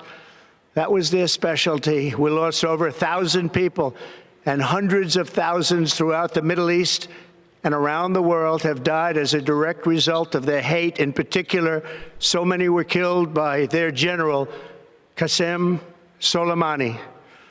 I decided a long time ago that I would not let this happen. It will not continue. I want to thank and congratulate Prime Minister Bibi Netanyahu. We worked as a team like perhaps no team has ever worked before. And we've gone a long way to erasing this horrible threat to Israel. I want to thank the Israeli military for the wonderful job they've done. And most importantly, I want to congratulate the great American patriots who flew those magnificent machines tonight and all of the United States military on an operation the likes of which the world has not seen in many, many decades. Hopefully, we will no longer need their services in this capacity. I hope that's so. I also want to congratulate the chairman of the Joint Chiefs of Staff, General Dan Raisin-Kane, spectacular general, and all of the brilliant military minds involved in this attack. With all of that being said, this cannot continue. There will be either peace or there will be tragedy for Iran far greater than we have witnessed over the last 8 days. Remember, there are many targets left. Tonight's was the most difficult of them all, by far, and perhaps the most lethal. But if peace does not come quickly, we will go after those other targets with precision, speed, and skill. Most of them can be taken out in a matter of minutes. There's no military in the world that could have done what we did tonight, not even close. There has never been a military that could do what took place just a little while ago. Tomorrow, General Kane, Secretary of Defense, Pete Hegseth will have a press conference at 8 a.m. at the Pentagon. And I want to just thank everybody, and in particular, God. I want to just say we love you, God, and we love our great military. Protect them. God bless the Middle East. God bless Israel. And God bless America. Thank you very much. Thank you. So that was Trump and what he said and how it is that he addressed it. He addressed the nation specifically. This is Netanyahu and what he said, and congratulations to Trump. Congratulations, President Trump. Your bold decision to target Iran's nuclear facilities with the awesome and righteous might of the United States will change history. In Operation Rising Lion, Israel has done truly amazing things. But in tonight's action against Iran's nuclear facilities, America has been truly unsurpassed. It has done what no other country on earth could do. History will record that President Trump acted to deny the world's most dangerous regime the world's most dangerous weapons. His leadership today has created a pivot of history that can help lead the Middle East and beyond to a future of prosperity and peace. President Trump and I often say, peace through strength. First comes strength, then comes peace. And tonight, President Trump and the United States acted with a lot of strength. President Trump, I thank you. The people of Israel thank you. The forces of civilization thank you. God bless America. God bless Israel. And may God bless our unshakable alliance, our unbreakable faith. So let's break this down for a second, all right? So over the weekend, and again, I am not a fan of war at all. I understand that some wars are political. I understand that some wars are to destabilize. I understand some wars are probably warranted, and I also understand some wars are for the benefit of the military-industrial complex. All right, there's a lot of different theories that's going on, and some of the theories that we have is that our alliance with Israel is one of the reasons why we have to make sure that we neutralize Iran and their ability to be able to put together a nuclear weapon, because it would be devastating for Iran to ever put together a nuclear weapon, right? Trump did warn, and he said that he would make a decision within 2 weeks. I had to go back and look at the footage and look at what he said, because I thought that Trump had said that he was going to take 2 weeks to make a decision. He said that he's going to make a decision within 2 weeks. So that's the second thing that we want to make sure that we understand. The third thing is that he did say to evacuate Tehran, right? And the people evacuated Tehran, which then set off a whole bunch of liberals saying that they stand with Iran, which is wild to me. That is the most idiotic thing that I've ever heard so far from people standing with Tehran. They standing with Iran, y'all.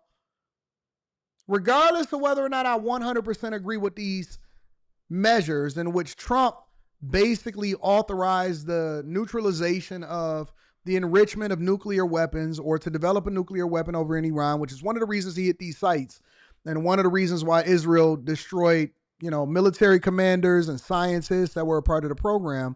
I will never, under any circumstance, ever say that I stand with Iran.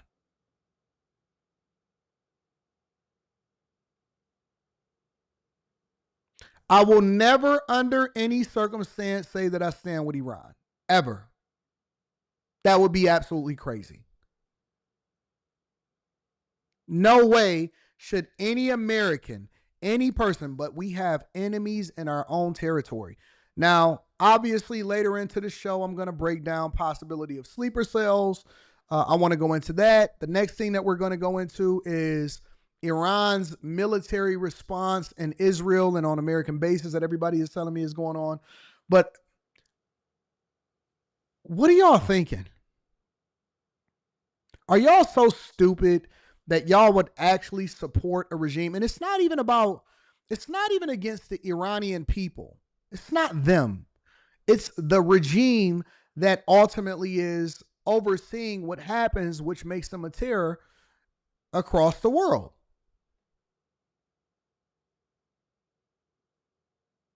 Agreed. And that's the whole thing. How do you support a country that wishes death on you? Do y'all know that on a regular basis and throughout history in your lifetime, they have always said death to Americans? They have wished death to the United States of America and Americans themselves. And you support this? You support this. Iran, they say that they had several different missile and drone strikes that were a part of what was happening, right, as far as supplying Russia in a Russia-Ukraine war. I'm not a fan of everything that is happening right now. I don't agree with some things. Other things I understand. But I would never, under any circumstance, say I support Iran. That is insane.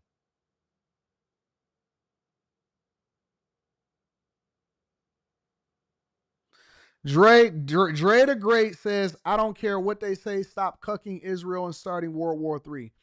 I don't believe that this is World War III at all. I don't. I don't think that this is anything close to a World War III. Everybody's sitting there, well, Russia is meeting with Iran. Russia can't even stop Ukraine. Russia, come on, man, let's just have a real conversation. Russia just crossed the 1 million mark of people within their own regime. Over 1 million Russians have been killed as a result of going to war with Ukraine. Let's put this in perspective for 1 second. Over 1 million Russians. Now we are about 3.5 years into a war, which they said would be over in 2 weeks. They said it was going to be over in 2 weeks. Let's break this down and put it in perspective, because the world is not supporting Iran. All right, Nobody is coming to their aid. Nobody is saying, okay, we about to stand up to the United States of America. Y'all just fear mongering and y'all just talking. Now, I'm not a fan of inserting ourselves with something that Israel got going on with Iran, but let's really put it in perspective. Russia is 3.5 years into a war where they are basically almost broke. They have over 1 million Russians that has been killed. They had to basically recruit Koreans to come over and fight with them. So now they're basically trying to finance Kim Jong-un and sending Koreans over to help fight on behalf of themselves because they can't even finish something that they started. Regardless of whether or not we agree with Ukraine and Russia and continue to fight with each other, we talking about a dictator that is 100% getting his ass kicked. He is getting his ass beat. The last thing, they sent a bunch of tanks. They had a whole bunch of people coming over into Ukraine to start that war, and they got beat down. They got 100% ran out of the country, and now they started complaining about how far missiles is being launched into Russia. So let's stop that right there, okay? So let's stop that. Kim Jong-un has no interest in helping anybody but Kim Jong-un. That's the problem with dictators. Dictators are not country first. Dictators are self. They all about themselves first. And that's one of the things that make America great. China is having financial problems, and China is more interested in lowering the price of oil, which is one of the reasons why the Strait is probably going to stay open, but we'll get there shortly. And China is having problems with their own finances, which also feeds into one of the reasons why I believe Trump has started and made sure that he was taxing them with this trade war and making sure that he was throwing tariffs on these people because it's costing them more and they're more concerned with what's going on in their own economies versus trying to get into a world war. The only reason that most of these countries, especially these countries that are trying to be superpowers, the only reason that any of these countries would even want to go to war is to defend themselves, not to help Iran. I absolutely think Russia's broke.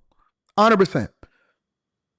Putin, he's not broke, but I 100% think that Russia is getting their ass kicked. And they trying to sell every piece of oil that they can in order to stay afloat and finance this war that they said would be over in 2 weeks.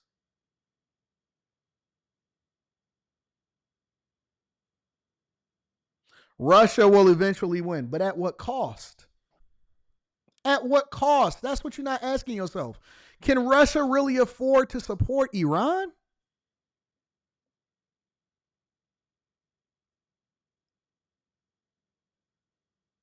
Okay, well, educate me. So people that say that they disagree with me, this is your lucky day.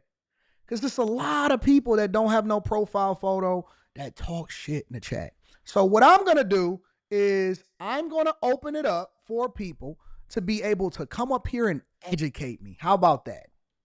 That should be fun. Don't come up unless you're willing to get on camera, because it's a lot of tough talking. So put yourself out there, because I put myself out there every single day. And you also have to remember, I'll get into that later on the show. I don't want to continue to talk about it.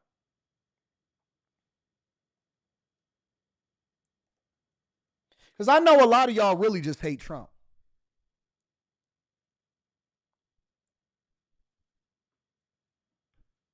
A lot of y'all really just hate Trump.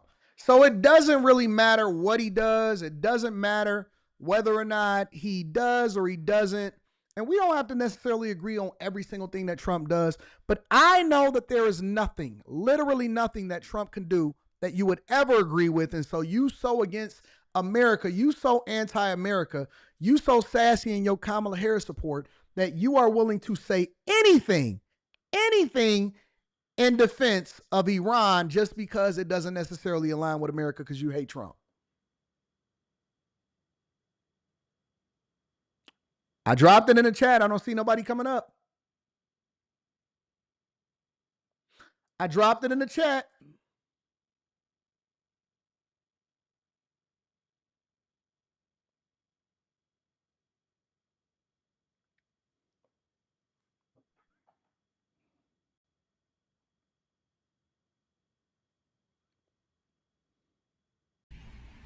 Rod, what's going on?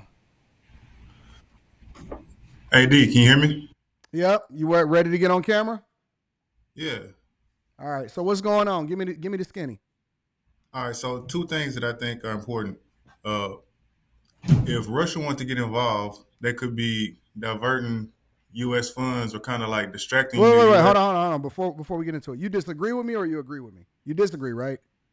I disagree. I think that it could cause World War III. I think it's Okay. possible. All right. So go ahead. I'm listening. So the U.S. is backing Ukraine. We send them money, right? So if Russia was to help Iran, then that's less money that would be going to Ukraine that we could be spending on trying to fight Iran with Israel. So wait a minute. You're saying you disagree with me because there will be money that would be allocated from us to send to Israel that takes away from what we send into Ukraine. Right. And then I also hear So wait. What point do you disagree with? that Russia wouldn't get involved. I think Russia would get involved in something like that. So you're saying that Russia will get involved in continuing to help Iran, which will cost Russia more money, and they can't win a war with Ukraine in order to cost us more money because we're also helping Ukraine also. Right. But then they could be profiting off of Iran too because they're an energy importer. They don't have their own oil from what I hear. So they could be profiting off that too.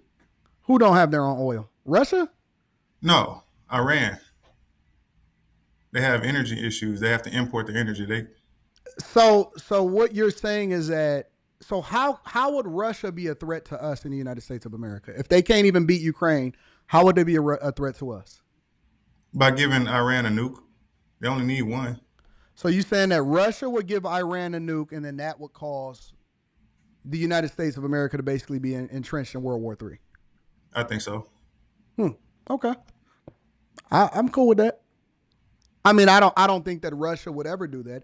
I think that Russia already got his hands full and is getting his ass kicked, which is one of the reasons why they recruited the Koreans in order to help them fight against Ukraine. Yeah, I agree with that. I think they're losing, and they're gonna run out of money eventually. But You think that Russia hates the United States of America and Trump enough to get involved with get involved with two wars? No, I don't think they hate each other. I think Trump and Putin actually like each other. What makes you think that Iran doesn't have enough oil in order to be able to sustain itself? Because they import their oil already now.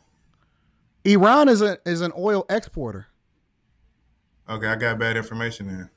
Let's double check. Let's just make sure. Because listen, do you know who Iran's biggest customer is as far as oil is concerned? No, I don't. China. China buys more oil from Iran than any other nation, any other country. Okay, so then that means wouldn't China want to support them too? But here's the thing. The cost of energy for them getting involved, because you also got to remember that we have a tariff war against China, right? And so let's say, for example, that because Russia is an exporter, Iran is an exporter, China has interest in both because allegedly they're buying oil and they're saying that it's a black market, right? So in order for them to be able to get oil over to China, because they're not supposed to be selling oil at all, Iran specifically, right? In order for them to do so, they have to go through all of these jumps and hoops in order to get there, right? And China is also economically suffering right now, and that's the thing that they don't want to release, and that's the reason why they're also controlling the media over in China, because they don't want to know how bad they got it over there either. So, right. But you haven't seen any support whatsoever from China or from China for Iran. Not publicly, no. What do you mean not publicly? That don't mean that they're not talking. But we can't go off of hearsay. All we can go off is based off of what we know, right? Right. Not saying that that's what's going to happen, but it could be a path is all I'm saying, like a possibility. Yeah, you got to research Iran, man. They're a big oil exporter. Huge. Okay. All right, my friend. Thank you. Appreciate your time. Is there anybody else that want to come up? Rare form, you said Iran can block the strait which would cause all type of chaos, but it would cause the collapse of their own economy. They would literally kill themselves. Y'all don't know that the United States of America is one of the biggest oil exporters in the world. This isn't the 70s. This isn't the 80s where we are interdependent on outside sources or foreign countries in order for us to be able to sustain our own energy needs. We are a huge oil producing country. I don't know where y'all getting this from. Where are y'all getting all of this information? Who else that says that? Who else? Is there anybody else that would like to come up to educate me? Because if y'all don't want to come up here and educate me and help me to understand it, if I'm so wrong, then y'all should be able to come up and communicate that to me.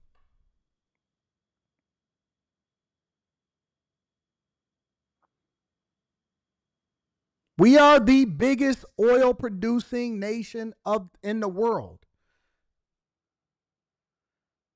If they closed off the strait, I didn't check nothing. I don't have anything up on my screen. I could show you my screen. I have me on my screen. I'm just looking at the chat. I have no Google, no nothing.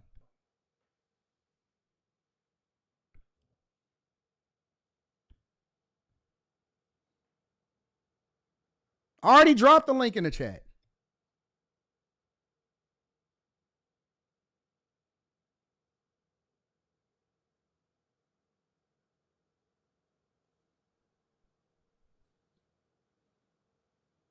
Okay, what am I tripping about?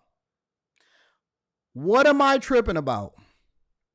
You said Myron would disagree. Well, Myron is his own man. I'm not talking about, I want you to communicate it. You tell me. You tell me. Don't tell me what somebody else is standing for. They can speak for themselves. You tell me what it is that you disagree with.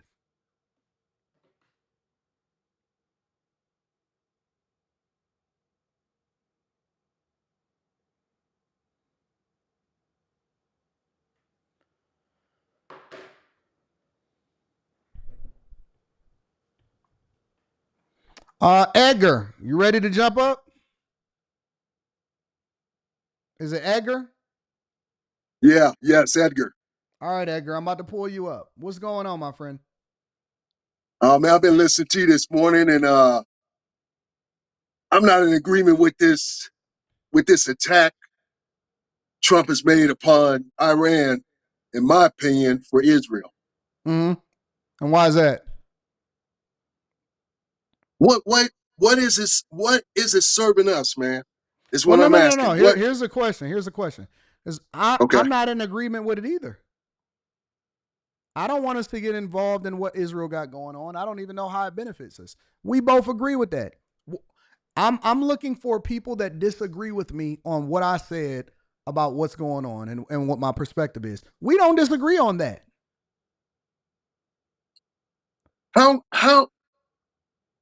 How long have they been saying Iran has these weapons and they've never shown up? And my thinking is like this: if they have the enrichment, the uranium to enrich, I mean, you don't really need to make a bomb to blow up and make some Nagasaki, Hiroshima I type. don't think that they're saying that they have that the uranium is enriched to the point to where they actually have a nuclear weapon. They said that they can't have a nuclear weapon, and they don't want them to get to the point to where they can. And they shouldn't have these facilities that is designed for them to be able to do that in the first place. Then why, Anton, did they not act this same way with North Korea? North Korea can't even make missiles that go past the water. Have you seen North Korea? The fact of the matter is they have nuclear weapons. Eventually, one day, they're going to have those missiles. North Korea? Are you familiar with what's going on in North Korea right now? They're starving. North Koreans. I don't think you know. I don't think you know what you think. Come on now. Well, I know they just made a ship that didn't go nowhere, sank. Correct. So what are we talking about North Korea for? When North Korea was developing nuclear weapons, was enriching uranium to develop nuclear weapons, where was the United States and the rest of the world saying, no, you can't have them? They did say that they can't have them. Okay, and they still have them. How do you figure North Korea has a nuclear weapon? Who told you that? Where'd you get that information from? North Korea. A guy in North Korea told you that? Their president or Kim premier, Jong-un whatever they never said call it. that Korea has a nuclear weapon. One of them said they had the nuclear weapon. If it wasn't him, it was his father. Come on, they now. had the capability. Come on, I mean, now. I could be wrong. So you don't agree? You don't disagree with me, basically, then? I don't disagree that if Iran is going to annihilate another country when they are in possession of these weapons, no, I don't want them to have them, man. At the same time, I do believe that Israel should be looking to make peace with all those countries around there. Can I say something here? And I don't know these two dudes' names, but I know they're ultra right Israelis. Okay. When I'm speaking, and I like to say this too, when I'm speaking about Israel, I'm not talking about the people. Okay. I'm not talking about Jewish people. I'm not against Jewish people. My issue is with the Israeli government. To me, they're warmongers and they're pushing war.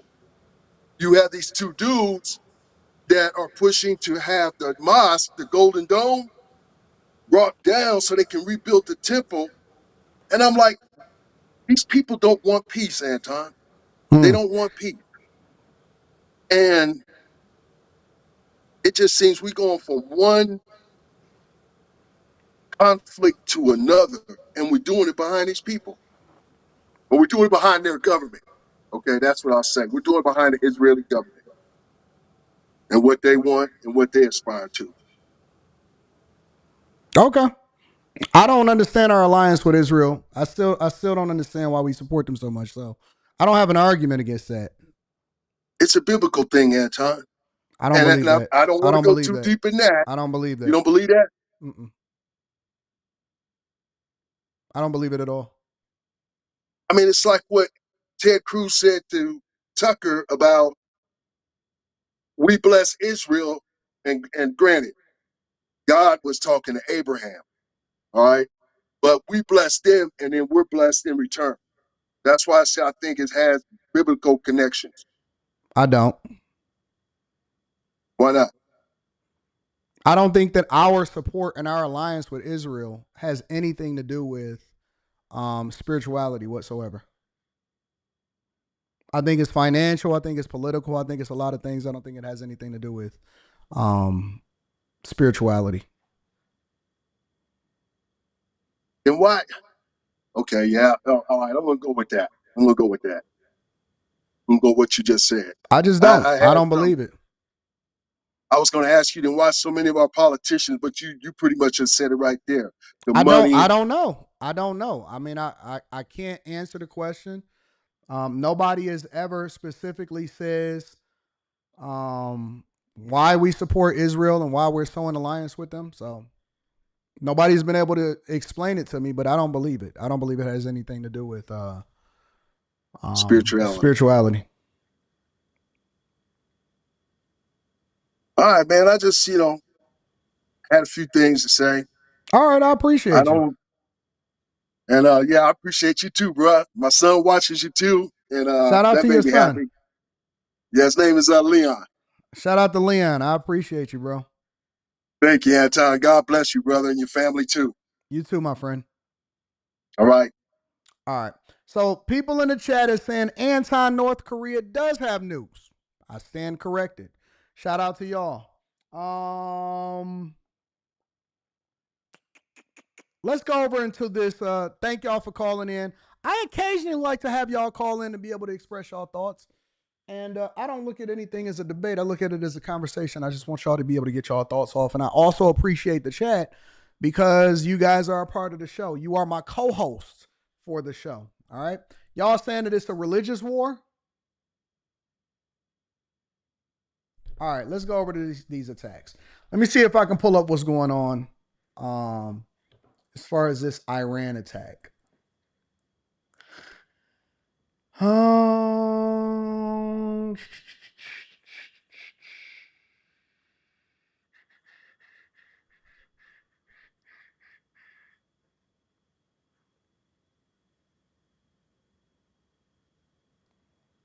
Give me a second. I want to make sure I pull up the right thing.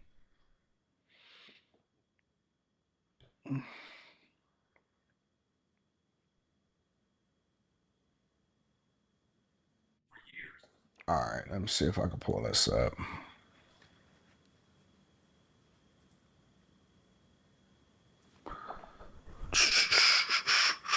Let's pull it up. Let's pull it up.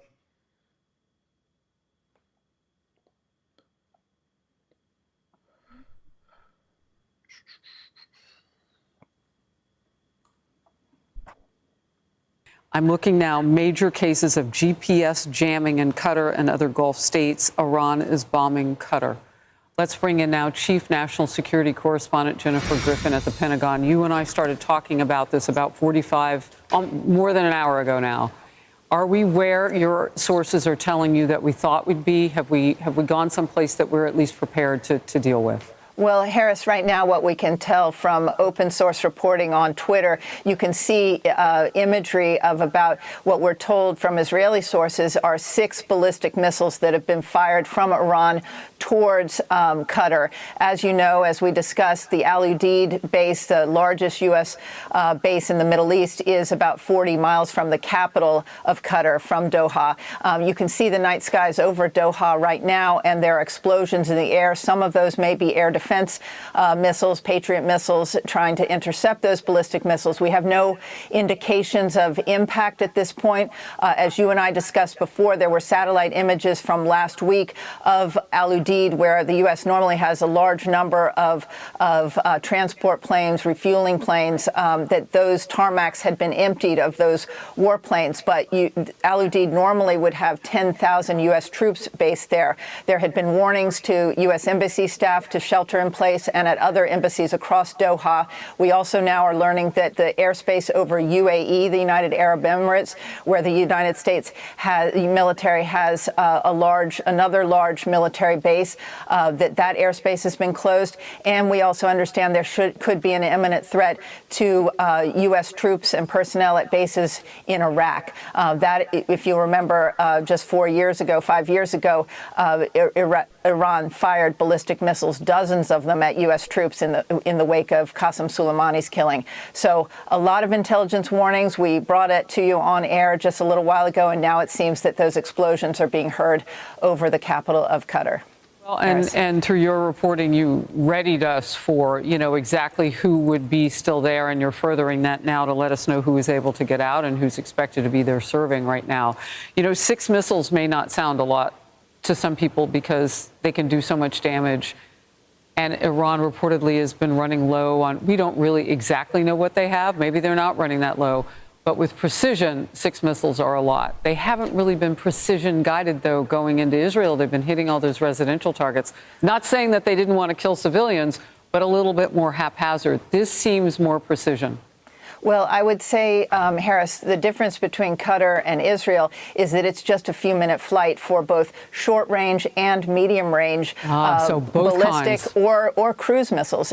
You also could be having, and my guess right now, based on the way the Iranians have been behaving in terms of targeting Israel, you may also have swarming drones that could overwhelm any air defense system. So obviously, the U.S. military, U.S. Central Command has been preparing for this moment. They have been setting up air defenses. Al Udeid would be one of the most protected bases that the U.S. has, but they also have long known that they are sitting ducks there. And so therefore, right now, we have to just see if any of those ballistic missiles or cruise missiles got through. All right, Jennifer Griffin, stay. So as of right now, nobody knows if any of these ballistic or cruise missiles actually affected anything that was happening over at Qatar, the air bases. This is the latest update that I was able to find on it. Look here at a post from Fox News as it says, breaking, explosions heard over Doha, Qatar. Source tells Fox News. Now, very limited information at this time because this is a developing story. We have continued to follow along with our sources, both at Fox News, all of our partners there, but also with the Associated Press. And again, really limited information at this time. But the Associated Press did say that apparently explosions boomed in Qatar on Monday night, according to witnesses who said they saw what appeared to be missiles in the sky over the country. Now, there was no immediate acknowledgement from Qatari authorities on the possible attack. It came as Qatar closed its airspace amid Iranian threats to retaliate against the United States over its bombing of 3 Iranian nuclear sites early on Sunday. Fox News correspondent here with a post, Mike Tobin, saying explosions reported over Doha, Qatar, where U.S. citizens had been advised to shelter in place due to Iranian threat or retaliation. We're working to get some more expert analysis onto the program now as we follow these very limited details at this time. I do want to bring you to this live image that we have over in Doha. Now, as I mentioned, it was a little while ago that we also reported that the Qatar Foreign Ministry said that the airspace closure in the area is a precautionary measure, also taking several of those posts that we saw over on the platform X. Qatar's foreign ministry said in a statement on its state-run Qatar news agency, quote, "This is part of a series of precautionary measures taken in response to recent developments in the region." All right, let me move over to this really quickly. Iran responds to the U.S. attack with a new nuclear material statement. Check it out. Former U.S. Ambassador to NATO, Kurt Volker, joins me now. Mr. Ambassador, has this strike changed the Middle East fundamentally? I think it has in the short term, and the long term will depend upon what happens to the regime in Tehran. Rodney says Iran is stupid. Now the beehive is really shaking. I don't really think that they feel like they got anything to lose at this point. Honestly, I think that this is one of those situations where their back is against the wall and they don't necessarily want to surrender and they don't want to be embarrassed. This is probably the end of a regime. And at this point, they're just firing everything that they have, because what impact can Iran really have unless they start to get other countries involved? That's really what the play is here. Unless we start to have other countries that say, you know what, we stand against you, against the United States of America, which could be absolutely devastating for any country to do that. Iran is on an island by itself. Doesn't matter what its alliances is. Maybe they got some backdoor channels to continue to sell oil to China in order to try to keep themselves afloat. They can't close anything. And so it doesn't really matter as long as they are on an island by themselves. That really is just what it comes down to. It doesn't really matter. It's not impactful. Nothing is I know everything is going to be breaking news and everybody is going to start crying. Oh my God. I don't want this either. I'm not a fan of this either. I don't believe that this is going to be a good situation. It's nothing that we get from it. I mean, okay, so we get to the point to where at some point we say, all right, so we crushing their regime and they should never be able to develop a nuclear missile or anything nuclear to where they can continue to terrorize the world as a result of it anymore. But ultimately, I don't believe that this impacts our lives on a daily basis whatsoever. I don't. I feel bad for the people over in Iran because I don't think that they're necessarily a reflection of the regime. But unless you get another country, a significant country involved that can stand against the United States of America, which I don't believe that anybody will, they're just going crazy at this point. They're doing anything that they can to show some level of strength, to show some pulse. And I think that they're absolutely positively collapsing within themselves. Right now, they are much weaker. They are going to be much less capable at launching large-scale threats in the region. Their proxies have already been weakened, the Houthis and Hezbollah.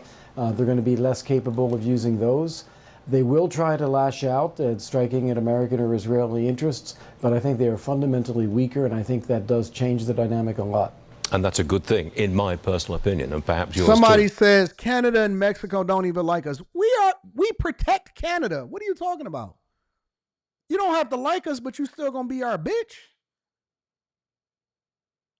You don't have to, bro. We are the world. As the United States of America goes, so goes the world. Canada is interdependent on us for their survival, financially, militarily. Canada is the United States of America, essentially. So, I mean, y'all just talking. That's why when I dropped the link for y'all to be able to come up and say something, I know that y'all just saying stuff. You just saying it off the top of your head. You just got talking points. I'm not even sure you even understand the dynamics between our financial relationship and our military relationship with Canada. What you think that Canada is going to go and rock out with Iran? You think that Mexico is going to go and side with Iran? You know how interdependent these countries are on? That's why we have so much power from a trade war perspective. What are you talking about? Of course they side with us. The only way that they survive in any capacity is because of us. That's why we invest so much money in our military. That's why we spend trillions of dollars in our military, because the military is the thing that then gives you the might and the protection and the wherewithal to be able to exercise some of the options that we exercise across the world. Our military is the investment that keeps our financial stock where it is with the world, in addition to our ability to capitalize. Our military is our superpower. I don't know if y'all understand that or not. Listen, I am not a fan of war, but I understand the fact that we are the world because nobody can do what we do. And that is the reason why no matter what you say, no matter how it is that they squirm and try to have problems, we have so much fucking leverage over everybody that nobody is going to sit there and oppose us on a large scale. I don't know what y'all talking about. Ambassador, I think you do think that. Now then, what evidence is there that Iran did actually move nuclear materials from the Fordow Why y'all think we put so much money operation into the before military? the strike? Any evidence Why for do you that? think we have so much investment? Why do you think we do so much recruiting? Why do you think we align ourselves with some of the companies that supply us and then we limit their ability to do business with other countries? And they're never going to do business with other countries to the extent that they do business with the United States of America unless we give the go-ahead. Why? Because all of their bread and butter comes from the United States of America. 100%. All of it. Everything flows through us. We are the world. That's why everybody want to come here and why we have to limit everybody from getting here, because they can't be here. They can't have the qualities that we have without being vetted and being able to add something into it. That's why we have to have closed borders. We don't have any evidence. The Iranians have claimed that. It would have been logical. I think they were anticipating that there could be such a strike, so it would be sensible for them to take these materials and disperse them as much as they could. That being said, the ability to take enriched uranium, further enrich it, and then weaponize it is still a very complicated process. You need the facilities to do that, and they are in a much more degraded position, I guess you would say, to be able to do that. We don't know exactly how much damage was done, but it's hard to believe with what we've seen from the satellite photos that they are in a position to really do that right now. Mr. Ambassador, is it in America's best interests to have regime change in Iran? Well, you have to look at that two ways. I would say, is it in our interest for the regime to change? Yes, we would love to see a regime in Tehran that represents the Iranian people, that produces freedom, a democratic process, prosperity and security for everybody there. That would be great, and that would be great for America. But whether we should be the agents of doing that, that is a very different question, and that often involves bringing up greater support for the regime in opposition to that American intervention than if we let events take their own course. So So I'm going to keep you guys updated as I learn more information about what is happening at the U.S. air bases over in Qatar or Qatar. A lot of people like to say Qatar, but Qatar. As we find out more information, I will bring you guys up to speed. Make sure you hit a like for the algorithm, subscribe to the channel with turn on your notifications. Let me read and catch up on some of these super chats. And then we're going to go from there. All right. Let's see what we got here. 4.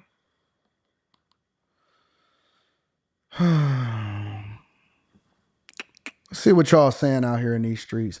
The Gray Way says, I'm doing, oh yeah, I got you. I read that one. Shout out to you, The Gray Way. I appreciate you. Make sure y'all tap into the Patreon. Link is in the description as well as pinned to the top of the chat. Frank Boone says, 80, they talking about a war. So it seems a lot of peeps forgot in 2011, Obama dropped fire on Libya and deleted Gaddafi without Congress approval, no war. I do think that we have 3 branches of government for a reason. And so we have to make sure that we're doing things the right way. Steve B says Iran attacking U.S. military bases right now. Ron says, what's up, Anton? Last time I caught you live, you were rocking a Yoda hat. Well, sounds like you haven't been here at least a year, maybe longer. Since the election, my family and friends have been treating me like crap for supporting Trump and standing on it. Still appreciate you. Keep it up. Shout out to you for standing your ground, though. They shouldn't be treating you like crap. It's all love. Carrington Love Jr. says, yeah, I like improv too, Anton. I drive my girlfriend nuts with it. Charisma is on 3,300 degrees. Shout out to you. It's August 31st. I emailed you the flyer. August 31st. I'm going to have to check it out. Okay, I'll look at the flyer. I'd effed that Gaddafi, not Gaddafi. Shaking my head at me. Killer Bane says, remember Israel gave false evidence of weapons of mass destruction in Iraq? Man, hold on, bro. We all knew that it wasn't nothing but a tin can and some foil over in Iraq. Iran bombed the U.S. base in Qatar. Confirmation of retaliation just confirmed by multiple credible sources. Iran launched missiles at multiple U.S. bases in the Middle East. Iran state media confirmed Operation Herald of Victory.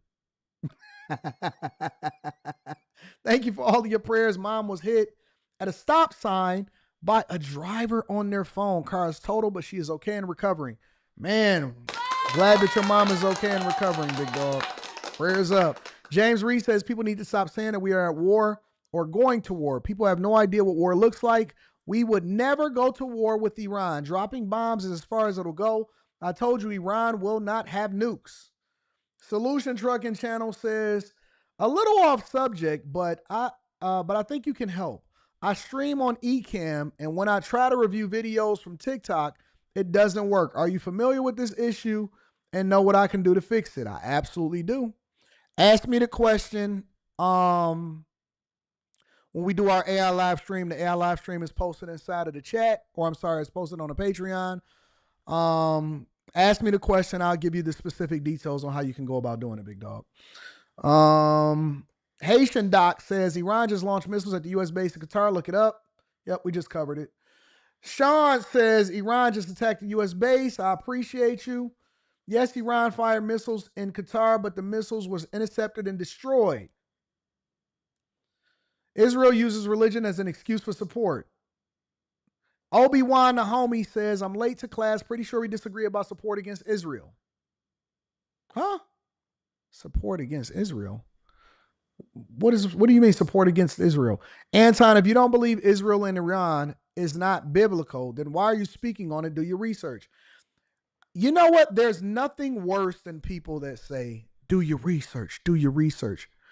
And I'm like Carrie on that, because I remember one time people kept telling Carrie, well, do your research. You're not hip enough. You're not aware of the third eye. Do your research. No. If you have a disagreement or if you have some additional insight, then tell me what it is. I've done my research, and I've been doing research over the past year. I still can't come up with a logical reason as to why the United States of America supports Israel. I can't stand when, because people use that as a blanket statement. That's like a get out of jail free play. Man, you don't get it. Do your research, big dog. No, man, listen. If you don't get it, you don't know. If what you don't know, you don't know. And if you know, you know. Third eye watching to the left side. It's like family. If you have some information, make it very plain to me like a child. Talk to me like a little child and explain it to me. What is your position that's different from mine? Don't just make a blanket statement and say, do your research. Israel and Iran very much is biblical. I understand the history. I don't believe that the reasons that we are supporting Israel is based off of our biblical structure and principle. Most of y'all don't even believe in God. I don't believe that most of our politicians even believe in God. If you're telling me that they're doing it for a greater purpose based off of whether or not we align spiritually, I'm going to tell you that you're a lie, because I believe that most of our politicians are demons. I believe that most politicians are demons in the first place. So if the United States of America is ran based off of what is happening, I think that money talks and all of that spirituality ain't making a play whatsoever.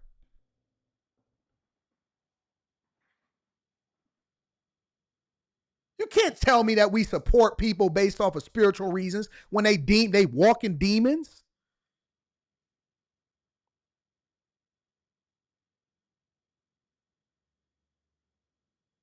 Facts, Chuck Buck. 100%. No, man, they support it because it's based off of our alliance biblically and spiritually. Man, get the hell out of here, bro. Stop it, bro. These people do things based off of moolah and power. Is money and power. Money and power in their own self-interest with a little bit of make sure that we take care of America is sprinkled in there.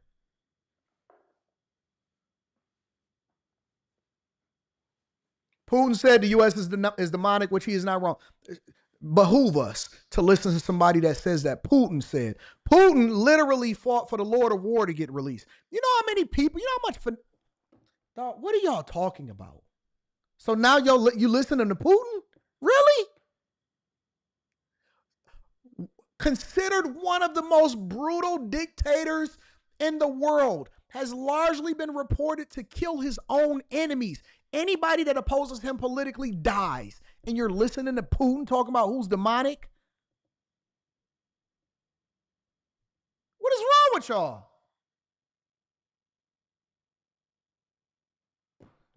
Anyways, let me read the rest of these super chats. I'm perplexed. Honestly, honest to God, I'm perplexed. I'm perplexed. That man has probably got more bodies under his belt than Brittany Renner.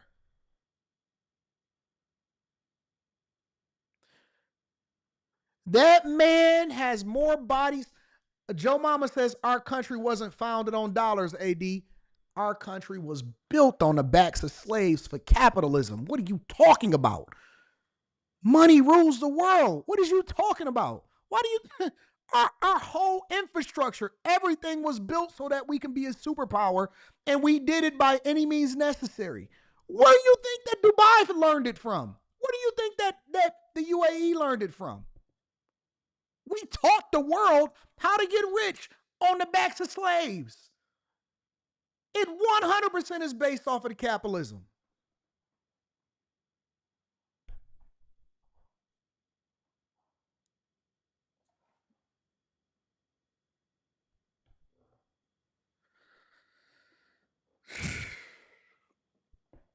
Our country wasn't founded on dollars. Yes, it was. It's the reason why we gave all of the Indians chicken pox. That's why we gave them blankets. It wasn't because they was cold. It's because we needed to get this land so we can get this money. What are you talking about? This country was not founded on money, Anton. And why the hell was they coming across the water to come and figure it out and divest themselves against where they was from?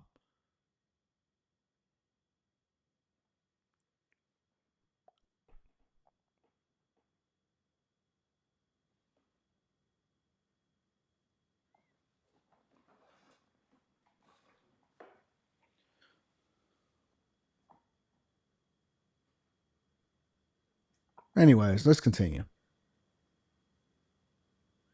Slavery was going on in places before America. We know that. We just figured out how to do it better than everybody else here in the United States of America. Some of y'all still slaves financially. We mastered it now because we don't have to do it physically anymore. Some of y'all are so much of consumers trying to keep up with the Joneses that you keep the economy going, and that's what really makes us a superpower is our buying power now. It's you. You are the slave. I ain't going to get into that. Now we're going to get too deep. I'm getting in too deep. I'm getting in way too deep now. Now they're not going to like that. Marcus says, Anton, if you don't believe Israel and Iran is not... Oh, yeah, I read that one. Shout out to you, Marcus. Appreciate you for the super chat. AD with the clean shave. Appreciate you. Appreciate you. The last play is the straights. Nah, they'll be straight. They ain't gonna close on straights, marriage, politics, and sports. Shout out to you, Annie Marie. I appreciate you. Gil Wilson says, y'all want to get me in my bag. Y'all want to get me in my bag today.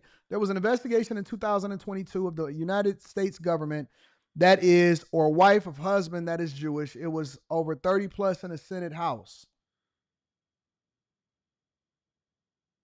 Some of y'all slaves right now, slaving your ass away.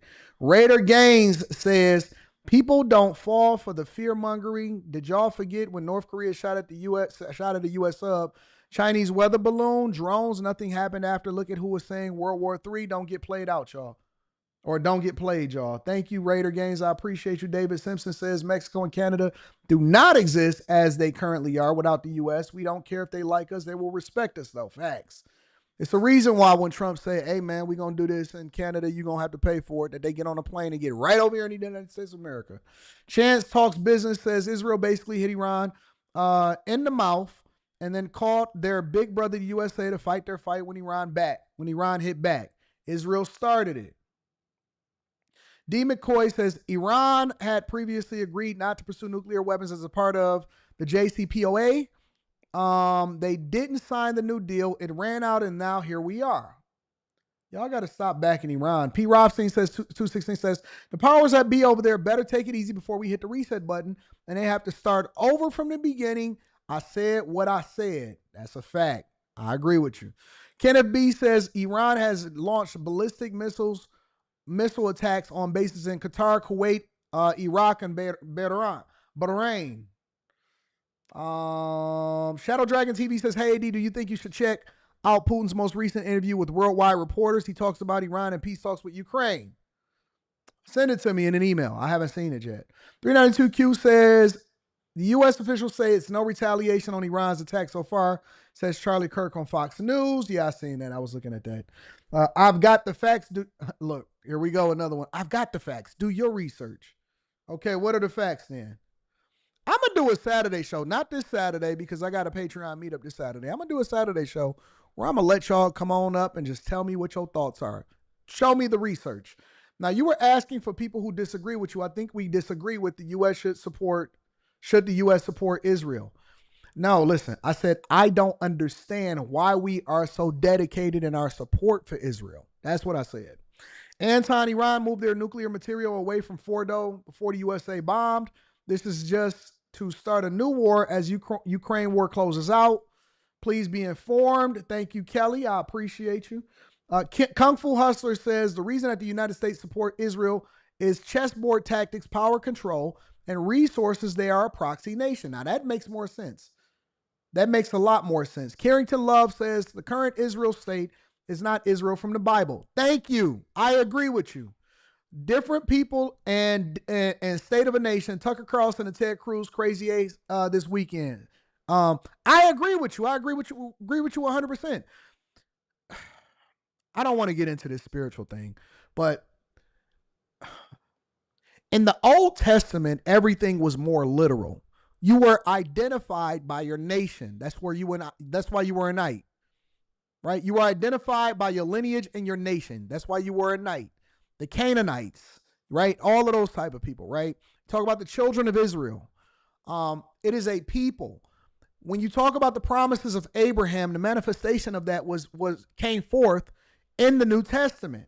And so because I don't want to dig into the spiritual aspect of it too much, you're not going to sit here and convince me that it's based off of spirituality that was written in the Bible in the Old Testament.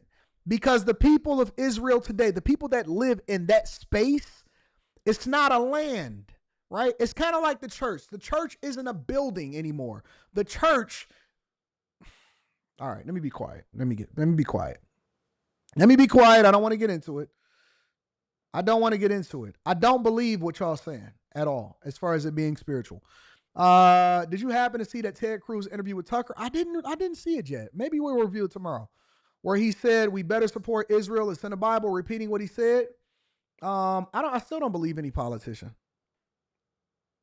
I think that's when people fall back on certain things, That is their trump card. That is their get out of jail free card. Because the Bible said in everything you do get understanding. So we have to truly understand the why. We can't just throw a blanket statement out there and say that it's law. And that is just true. Because even in God, right, in spirituality, I'll give you an example.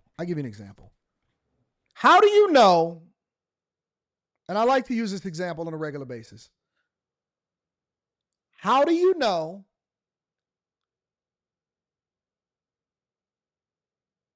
that, well, damn, I don't want to go into it. I don't have time today. I don't have time. Maybe we'll go into it on Wednesday or something like that, but I don't have time. I can't do it. All politicians serve the devil willingly or unwillingly. I don't believe that. Because then you're talking about on a local level, you're talking about on a national level, you're talking about statewide. I don't believe that. Anti-Shalom Balfour Declaration 1917 answer. Just Christian says, turn on my computer and loaded up YouTube Sunday morning. I saw 2K. Yeah. I seen that too. That was funny. 2K was doing a live stream, so I clicked on it and tell me why I saw this man full preacher regalia, including a pulpit. Did Kerry successfully convert him? Man, that junk was so funny. Shout out to my dog 2K and shout out to all of the bad chasers. DJ, I don't have the time to go into it today because we got a lot to cover. All right, so we got some more to cover. Let's continue. Make sure y'all tap into the Patreon. Link is in the description as well as pinned to the top of the chat.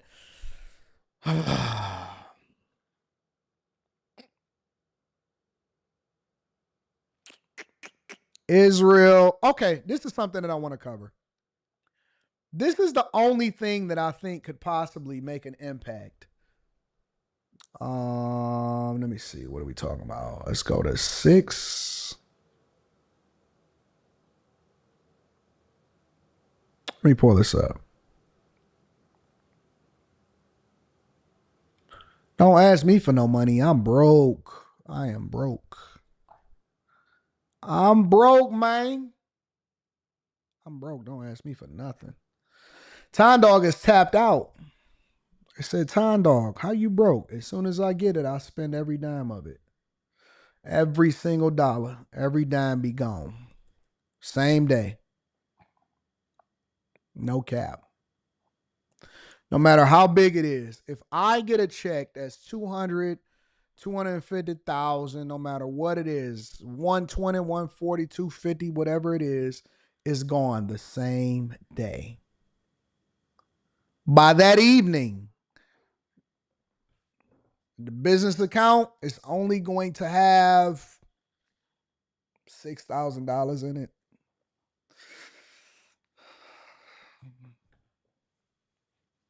By that evening, the account is only going to have $6K in it. Facts. That's 100% true.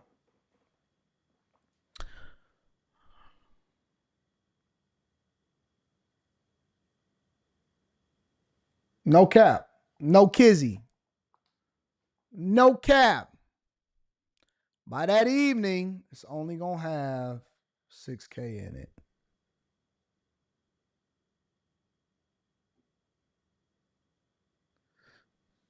All right, joining me now, former Secretary of State and Fox News contributor Mike Pompeo. Welcome back to Fox News Sunday. Let's talk about your reaction this morning. You have long known the threat from Iran. You've heard the criticism this morning of the Trump administration in its first round, withdrawing from an agreement that the left and others want to argue is actually helping us to keep an eye on their nuclear ambitions. Your reaction this morning? Well, good morning, Shannon. I was listening to Senator Kaine. I remember 2015 when I thought the JCPOA, the nuclear deal, was a terrible deal. He said President Trump's cabinet was against withdrawing. I can tell you one cabinet member was not. I wasn't. I thought it was the right thing to do to keep America safe. Here we sit in 2025. Many of the provisions of that very agreement would have expired by now or have expired in another 36 months. It had put Iran on a pathway to a nuclear weapon. It created enormous risk for the United States. And today, and last night, President Trump has taken action to reduce that risk dramatically for the United States, for Israel, for the Gulf Arab nations, and for the world. So now we wonder what Iran's next move will be. I want to read something from the Economic Times. They say this: with the Supreme Leader Ayatollah Ali Khamenei forced into hiding And Iran's military leadership in disarray. Security experts warn that the regime could now resort to activating its global network of sleeper agents to retaliate. These individuals, embedded across Western nations, may receive orders to target public spaces, religious sites, or high-profile political figures, including U.S. President Donald Trump, who remains a top target due to his role in the killing of Iranian. Dame Smith says, Anton, how do you think Kamala will handle this? Oh my God, we would all be absolutely probably going. I don't believe that, man. Let me tell you something, bro. That is a nightmare. That is a nightmare. That could quite possibly be. Now, I do believe that. I do believe that God saved us from that. I think but that's almost like a trolling question, big dog. My only concern, which I wouldn't even say that it's a concern, but the only thing that I could think of that Iran could possibly have that would threaten the position of the United States of America would be activating a sleeper cell. This is also a conversation that has been that we have been having all over the weekend, and that what does a sleeper cell look like? How does that play out? Because their back is against the wall. And so I believe that every country has, well, not every country. I think that almost every superpower in every major country that had some level of stabilization has sleeper cells in almost every country. I also think that that's one of the reasons why we are adamant about making sure that we deport people that are not here legally and documented. It makes it less of a threat for us to make sure that we get people up out of here. I believe that the promises made, promises kept, as far as getting illegal migrants out of the United States of America actually is designed to do multiple different things, one of which is to keep us safer. I think that we have over 1,000 teams, as Tom Homan stated, that is dedicated to trying to uproot people that are here illegally, because if you do not have borders, you do not have a secure country, you do not have a country. And so that's one of probably the most egregious things that Biden and Kamala Harris did, was to allow for the import of migrants inside of the United States of America to the tune of probably well over 10 million people undocumented. 100%.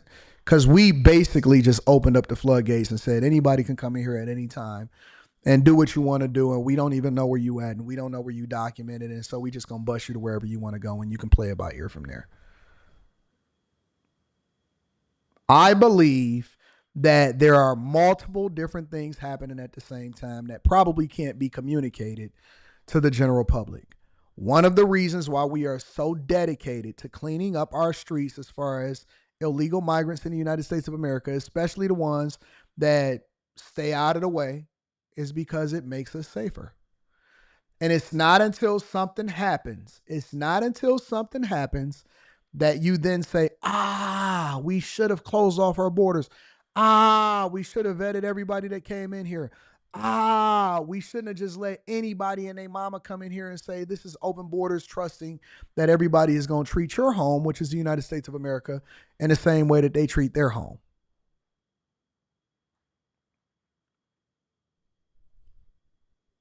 In General Qasem Soleimani in 2020, you have an understanding of I ain't even going to respond to people with no profile photo no more. That's over. that. How worried should we be about potential sleeper cells in this country and other places? Shannon, it's a real concern. I'm confident that President Trump took this into consideration as one of the risks when he decided to be so decisive to get Iran away from its nuclear program in the deep way that he did. We have an FBI that's doing good work. Iran has been trying for many, many years to come after former senior government officials and other Americans here inside our country. They've actually taken assassination efforts here in the country and in Europe and Paris and Brussels. These are real risks. We need to do the necessary to protect the American people. And there's always risks and trade-offs in every decision that a president makes. He made the right one last night in going after the Iranian nuclear program in such a serious way.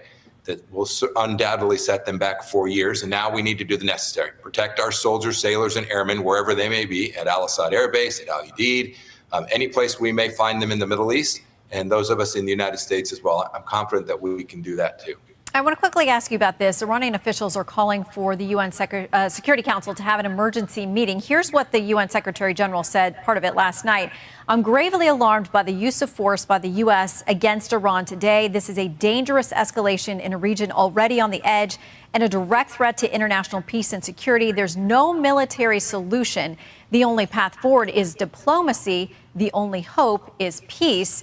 The UN, not known as a place that is supportive of Israel and many times the U.S. What do you make of where they may go with this?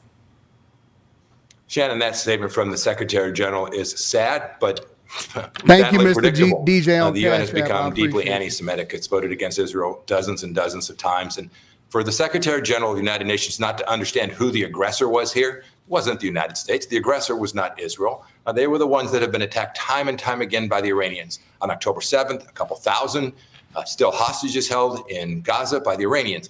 The Houthis firing missiles into Israel, into the U.S. ships in the Persian Gulf by the Iranians, not by the Americans. This is Iranian aggression. And for the Secretary General of the United Nations to say, oh my gosh, the United States has raised the threat. No, the threat was raised by the Ayatollah and his henchmen, not by the United States and not by Israel. Let me move over into an ex-FBI agent that talks about sleeper cells inside the United States of America. Steve Walder, News Nation national security contributor, former staff operations officer. James says, I refuse to set a profile photo, Anton. Okay. Why do y'all announce these type of things? If you don't want to set a profile photo, you don't have to. I'm not going to acknowledge you. I just acknowledged you, but I'm not gonna bring up your comment or anything like that. I'm gonna focus more on real people, because anybody can troll, anybody can create a fake. You know what I'm saying? I don't do letters. I don't like looking at letters. And so, although I appreciate you being here and I thank you for participating in the chat, I have to focus more on people that actually look like real people. So, I mean, listen. God bless you. Nobody is gonna ban you for not having a profile photo. I just don't look at you as a real person. I look at you as a bot, so to speak. For the CIA's Counterterrorism Center, also formerly with the FBI with us now. Tracy, good to see you. Perfect guest for this. As I watched cable news all day today, it said on the bottom of the screen, does Iran have sleeper cells, ? And I thought to myself, thank you, Lady Maria. It would be more shocking if they didn't have people that they'd infiltrated over the southern border in the past 4 years than if they did. Well, thank you for having me, Leland. And you're absolutely right. I don't even understand why this is a question. I hate to be so blunt, but that's how I feel about it. They have sleeper cells here. They have, quite frankly, for decades. I don't actually think that this is new. I think we may have more of an influx, right, that we're discussing, but this isn't new. They're here. They have been here. They are just waiting for the right moment. And the fact that we're curious and questioning as to whether or not they're here is actually very shocking to me. All right, so the Ayatollah, America will suffer if America gets involved in the war. Take a listen. America's intervention in this matter is 100% to their detriment. What they will suffer in this regard is much greater than what Iran may suffer. The damage America will suffer if it makes a military intervention in this field will undoubtedly be irreparable. What does a sleeper cell attack look like? Is this another 9/11 or something different?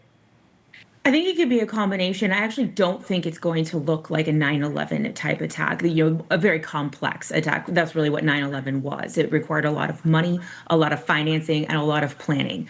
I don't think that's what we're going to see here, because obviously the world has changed, right, in the last 25 years. And there's been a lot of success in these kind of lone wolf or inspired by attacks. And so I think they're going to be kind of more lone wolf style. I also think that we could be looking at attacks to our critical infrastructure as well that we are not expecting. So I think it's going to look less like a 9/11 style attack, sort of shock and awe, if you will, and more in an unsuspecting way. And I actually am very concerned about our critical infrastructure. Yeah, you think about July 4th coming up, that would be target number one. Every city and town in America has gatherings, and we know what can happen. at big gatherings. History of sleeper cells in the United States. Obviously, the Soviet Union was some of the best at having their illegals. The World Trade Center bombing, the Millennial Plot, September 11th, Detroit sleeper cell, Disneyland plot, Hezbollah operative arrests. How do you find, and I hate to use the sort of cliche, I don't think you're looking for a needle in a haystack. You're looking for a needle in a hay field or hay barn, right? You're absolutely right. It's near impossible to find these individuals because, as you mentioned before, some of them did not enter the U.S. legally, but some of them actually are homegrown, right? So we have this combination that makes it incredibly difficult to identify individuals that might not even come up on our radar. I mean, even if you go back as far as to September 11th, right? Those individuals had actually entered the U.S. legally. Had we checked their visas properly, obviously we would have known because we know that now. But that's the difficult part of all of this. They lead these seemingly normal lives, right? Drawing no attention to themselves whatsoever. But they have to get messages in some way. They have to get a signal in some way. And that's where I'm hoping they will slip up and we will ultimately catch them. Thank you for watching. So I guess the only thing that really would scare us in general is the possibility of something happening on American soil, which is just unfathomable for most of us. Is it a possibility of an attack? It's always a possibility of an attack. The most probable thing would be if there are sleeper cells inside of the United States of America. To be honest with you, you know what I think? You know what I honestly believe? I believe that this is going to be yesterday's news, the same way that it was yesterday's news with regard to everything that happened. When stuff first blow up, when stuff first come online, we cover it. We think it's a big deal. I know everybody, to be honest with you, I think that most people want World War III, World War III. Oh my God, it's World War III. We're already in a world war. People can't wait to be in a victim. They can't wait to have some dramatic stuff to report. What up, Classy? I think that in a month, maybe not even a month, 3 weeks, 2 weeks, we're going to forget about everything. And we're going to move over into whether or not Diddy got convicted. And that's going to be the big news, is whether Diddy got to go to jail or not.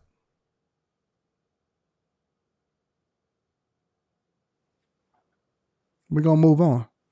It's going to be the next news cycle. Everybody going to make a big deal about everything, but then we going to move over into something different, and it's just going to be a whole nother conversation, honestly. Honestly, I believe that that's going to be the play. I think that the biggest thing is that we going to move over into something completely different. And it's just going to be a whole nother conversation, honestly. Y'all want to talk about something money related? Let's talk about something money related, bro. I'm tired of all of this war talk. It's tiring and it's old. I was going to cover Obama, but then I was like, no, Obama be Obama, and he talks slower for some reason now. I don't know why. Let me read some of these super chat. AD, I'd like to call in on relationship with Israel. You want to call in on the okay. I'll give you a link. Let me give you a link to call in. You want to talk about Israel. I'm guessing you disagree with me or something, right? What is this, for Sean? All right, Sean, you're going to have to hit me with something exciting. Otherwise, I'm about to go over and talk about the money. I like to talk about money-related topics more than anything, all right? There you go. Carrington says you got to watch Tucker and Ted. Ted crashed out, bro. A.R. Smitty says, don't hold back. You're giving Pulitzer Prize journalism. Release the Kraken. No. Prize journalism. I know what you meant. We got to hold off on that. We can't give everybody everything. I don't see you calling in, so I'm about to go into something money related. I got a couple different subjects. Let's see. More Americans are priced out and renting rather than buying. I like that subject. Let's talk about that. Americans are saying transportation costs are getting harder to afford. So we can talk about transportation costs or we can talk about housing. Which one of y'all want? Transportation costs or housing?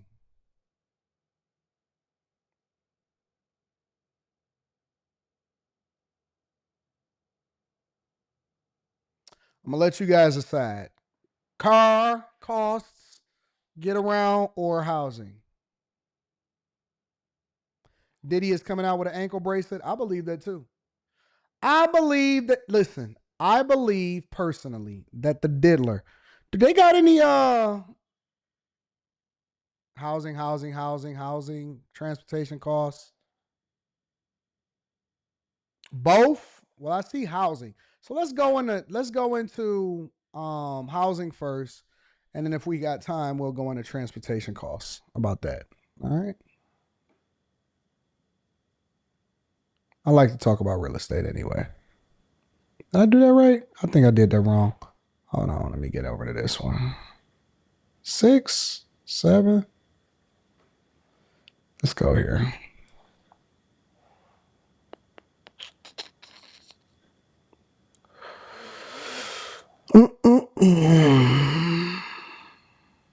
America's suburbs undergoing a transformation. We're priced out of the market right now, and we're not the only ones. The dream of owning the house with the white picket. Wait a minute.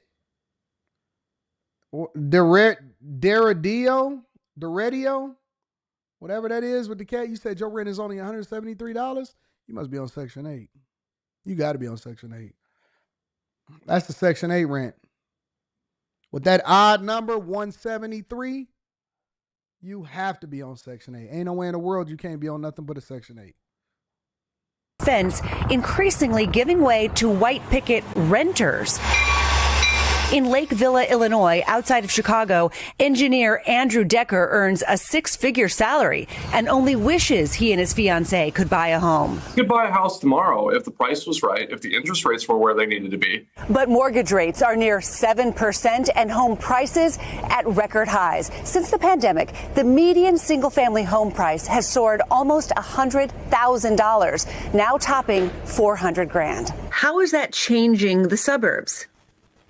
Well, basically what you see is that renting obviously is a much more economical option than buying. And developers have seen this trend that started in 2021 with COVID, and they've really built a surge of apartments. According to new analysis. Yeah, I jumped in at the right time. And I'm going to tell you, not only did I jump in at the right time, I jumped in at the right area. Everybody is moving into the Midwest because it's the most affordable in the United States of America. You can't go out west. You can't go south. You can't go east. Everybody is not necessarily built for Texas because nobody want to build a house in Bumble F wherever. And so you can't go to any of these places. And so now everybody is kind of moving to the Midwest, which I told y'all, I've been telling y'all for years. That where all of the money is in the Midwest. I have my first tenant that is moving out. Let me call you. Literally, she texted me right now. My first move out since I've been renting out properties. My first move out is in August. Can't believe it. Broke my heart. But the reason that she moving out is because all of her kids graduated. She's been renting to me for over 11 years. Over 11 years, all of their kids has graduated. Husband got a new job out of town. And so literally she just texted me and said that her final day, they moving out, they'll be out by August 1st. Yep, they'll be out by August 1st. So I am very devastated by that. I gave her a great reference to the next place that she's moving into. She says she loves the place. She loves the house. But now I'm about to redo it. And when I redo it, I am going to double the rent.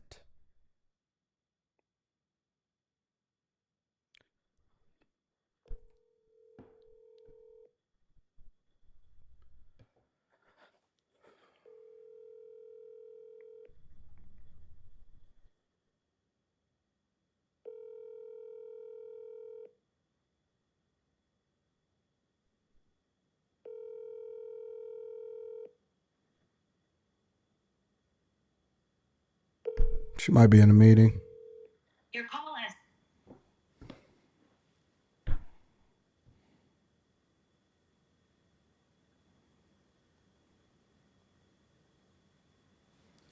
I'm gonna double the rent. Cause I've been under charging rent. Cause the way that I kind of think about it is K Cooper says, whoa, AD double? Yes, absolutely double. But let me tell you why I'm doubling the rent though. One of the things that she was communicating to me is that it was so difficult for her to find another place. And I said, well, why is it so hard for you to find another place? She said, because Anton, every single thing that we've looked at is more than what we're paying right now. You have to remember, K Cooper. Sorry about that, y'all. We back. Sorry about the slight delay. But because I don't have any mortgages, I don't have to have any costs that's associated, right? So they've been basically paying the same thing that they have been paying since they first got there over 11, 12 years ago.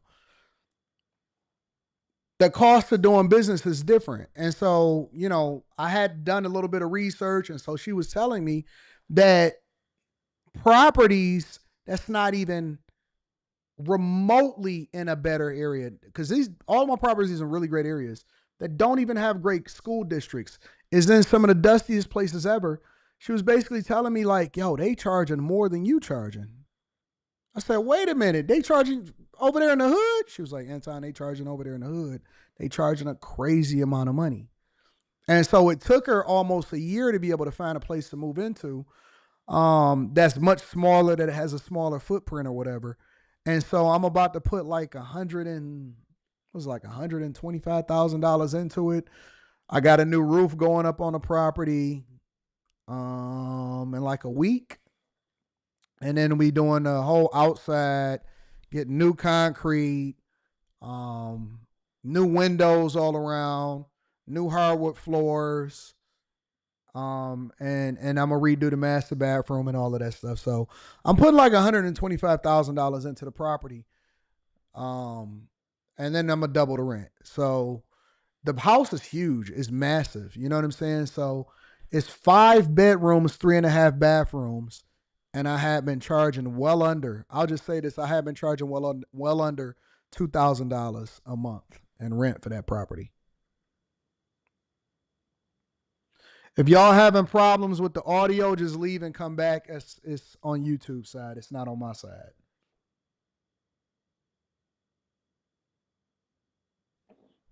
You said it seems excessive. How can you say it's excessive when you don't even know the details of it? How is it excessive? The market rate for that, I'll still be under the market rate for that area, but then I never increase the price of rent for the entire time that you're there.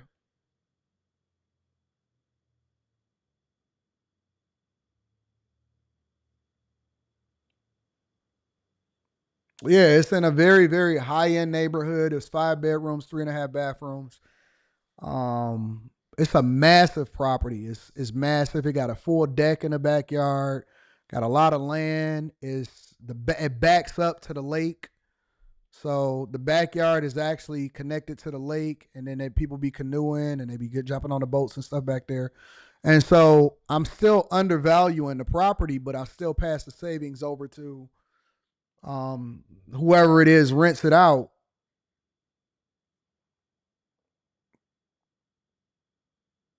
Because I want to make sure that I add value. You know what I'm saying? So I only let them live there for that amount. because they was loyal and they always was a good people. So Somebody said it's still Detroit. No, it's actually not in Detroit, so I don't really know. But what am I doing? Why am I responding to people that don't have no profile photo? Let me stop. But anyways, yeah, it's massive. It is massive. So it's probably gonna take me 2-3 months to get everything done. Like I said, I don't have no mortgage, so I'm not really tripping about it. We're going to take our time. We're going to have it popping off. And we're going to update everything. I'm doing a new driveway, new everything. It's going to be beautiful. It's going to be gorgeous. But that's probably not going to come online until sometime in the fall. And then I also got other properties that I'm building right now also, so. Analysis of census data, renting in the burbs is surging so much, 203 suburbs across the country are now majority home renter rather than homeowner. In 15 suburbs, the number of renter households more than doubled between 2018 and 2023. I don't see any end in sight. I really don't. And I foresee it getting worse and worse over the next 5 years. Renters like Andrew. Let me see if I can switch over real quick. Yeah, everything is cool. It's just I need another one of me. That's all. Yeah. Just to match and things like that. But he's gonna go through. But he says that, we need to have most of this stuff out of here in order for him to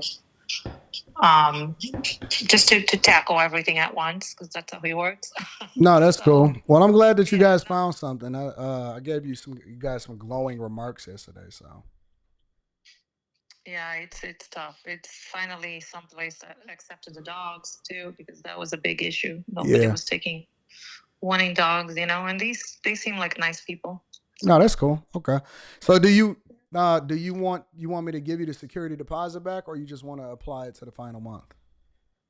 That's what I'm saying. It's like the same thing, right? It was the same amount. So I figured, do you want to just put it for the last month? Yeah, that's up to y'all. Whatever is most convenient for you guys.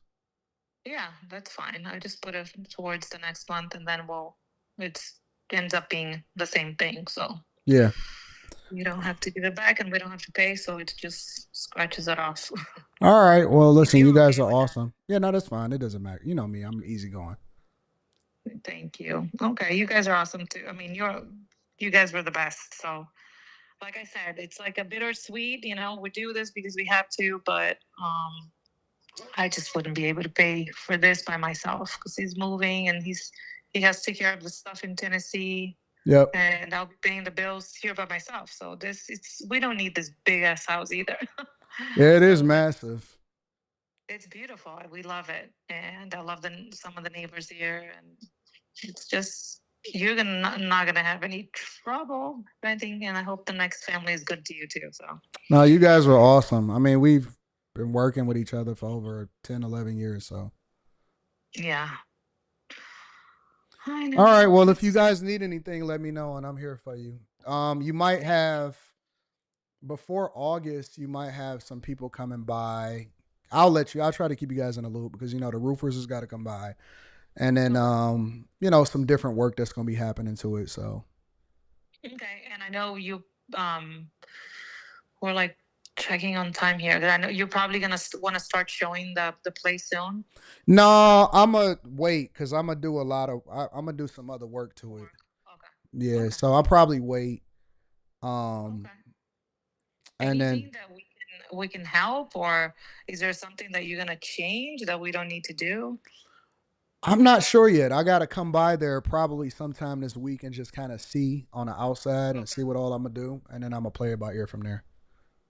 Oh, on the outside. Okay. I was mostly talking about the inside. Oh, no, just outside. Yeah, pretty much. Okay. Alrighty. All right, love. Let me know if you need anything. Okay. I'll keep you in check with the progress here. I'll keep letting you know what's going on. Okay. All right. Thank you. All right. Bye-bye. Yeah, I'm going to miss them. They have been really, really great to the movement, so. But it's a huge, I got some pretty massive, awesome properties. So it's going to be pretty awesome. But yeah, man, I think that it's okay for people to rent. I think that renting is a good thing, depending on what your circumstance is. I think that renting could be a very, very good thing. Let me move over it. I'm gonna see what's going on with this real quick. This cost of transportation is getting harder to afford. Now, housing is one thing, but transportation is a completely different conversation. I think that people have a lot of self-inflicted wounds when it comes to transportation. America's affordability crisis is getting worse. Average Americans are struggling to afford rent, groceries, or even transportation. In tonight's In Depth, CBS's Elise Preston reports on the economic struggle many face. For Francesco Andrade, he rides his bike, hops on a train, and then takes a bus every day. So an hour and a half each way? Yeah, half an hour to get just to downtown, to get to the train station. And then another half an hour just from the train station to get here. And then I take the bus and I'll take me straight to my job. I would do this journey every day just to get my family, through. His 20-mile journey was easier when... Look at her. Hold on. Wait a minute. Let me get some Wagoneer. Every day just to get my family, through. His 20-mile... Cameraman knew what he was doing. Cameraman knew what he was doing. journey was easier when he had a car, but after a crash, fixing it just cost too much. It's almost like a struggle every paycheck. Andrade. Somebody said Anton rents too. I do.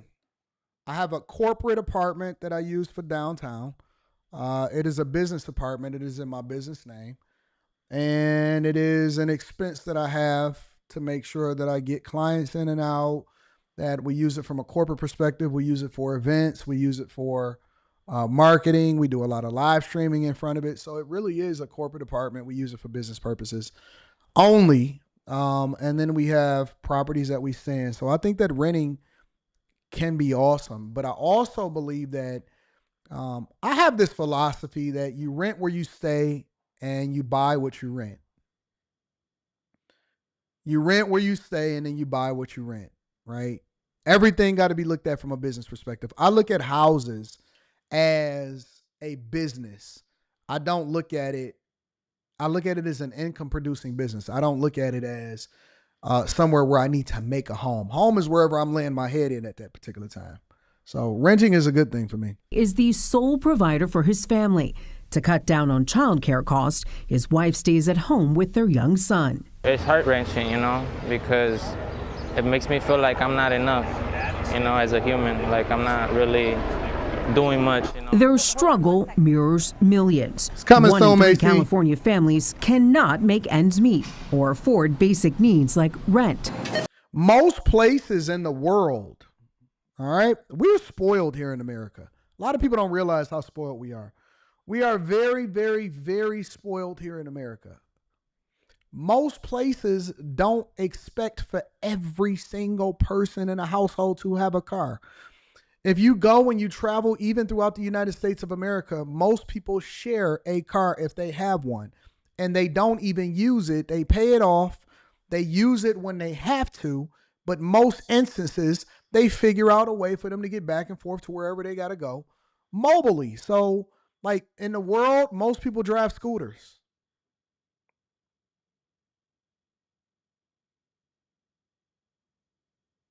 In the world, most people drive scooters. That's just the honest to God truth. Most people have a bike. Most people use scooters, and that's the way that they get around. All throughout the world, most countries that you go to, they will have scooters. And scooters, and now they have an electric bikes and electric scooters, so it's even more efficient. And they double the use of it. They do deliveries and they do gig work on it, and then they also, make sure that they get to and from where they got to go and back to work. I was so surprised when I went over to, where was Leslie's competition? It was somewhere in the Dominican Republic, and they had scooters. Like you can get on the back of somebody's scooter as like a Uber. You can get on the back of somebody's thing as a scooter. I'm like, what? What do you mean you can get on the back of it like a scooter? You could get on the back of somebody's scooter like an Uber. Yep, absolutely. So, we're spoiled with these cars. We think that we should have them because everybody has them, and we're trying to support an industry and make sure that the industry keep booming and all of that stuff. But you do not require, it is not necessary for you to have a car. If I wasn't traveling back and forth from the suburbs and back and all of that stuff, I wouldn't even need a car. If it was just me, for example, or if it was just me and my girl and we living here downtown or whatever, we wouldn't need one. You could live, work, and play all in the same area. Mobile, I know here in downtown Detroit, the People Mover is free. The Q line is free. You can literally get to and from wherever you go free. And we don't walk. And that's because everybody had this mass migration out to the suburbs. A lot of people used to walk. I know we talked about it, Rod. A lot of people used to walk and catch some form of public transportation, riding bikes and stuff like that. Now we all spoiled and we all, require it.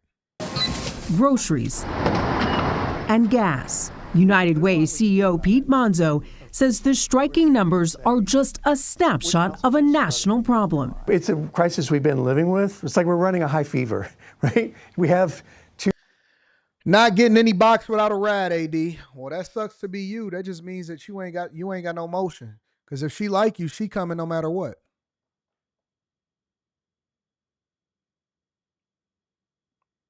If she like you, she coming no matter what. If you gotta be super all of this, cause look, you gonna be the man whether you have just because I can afford a car don't mean that I want one. Just because I can afford a car don't mean that I want one. If you that pressed for box that you willing to overpay for something that you can't afford in order to get it, then that sucks to be you. too many households where people are working hard and they can't earn a decent standard of living. One of the biggest challenges, access to transportation. AAA says the cost of owning a new car, payments, insurance, maintenance, and fuel is more than $12,000. I bet you she will, Kevin. Dollars a year for the. Think about how much money you can save. The cost of owning a new car payment, interest, insurance, maintenance, fuel, if you bust a tire, all of that stuff. Man, I'm telling you, bro, so much of our income, so much of our money is being taken up by cars. So much of our money and so much of our income. If I was coaching somebody right now and they say, Anton, these are all of my expenses, the very first thing that I would tell them to do is to figure out how they can get rid of it. Can you get rid of your car? Can you get back and forth to and from? Most people is not going to do it because why? That's just what they're used to. But if you can make the adjustment and you actually can cut out a car, you probably can thrive. You can kill it. You can kill it. You can absolutely kill it. Most people just don't need a new car. Some people just need to go and buy a paid off used car. But you know us, we got to upgrade. We got to stunt. We got to make the adjustments. We got to do all of that, right? And you got gas. Then you tricking. And so you got to pick her up. And then you also want to prove to her that you the man. So you're going to go to the local grocery store and buy her some flowers. And then you're going to go out there and spend some money in order to entertain her and show her that you the man. You can't keep that up. You can't keep that up because when y'all start moving in together, then she going to be like, wait a minute, what was all of this whining and dining and you taking me out? Having your car clean before you come and pick me up. He got you now, though, boo. He got you now, though, boo. I'm telling you, if you can figure out a way to get rid of that car, you'll save your whole life. You can get rich by getting rid of your car. The average American household. That's a lot of money. You're basically saying to a family, it's going to be $1,000 a month or more to get to and from work, get to and from school. The cost may not be as high in some states, but nationwide with flamethrower, says the person with 8 cars.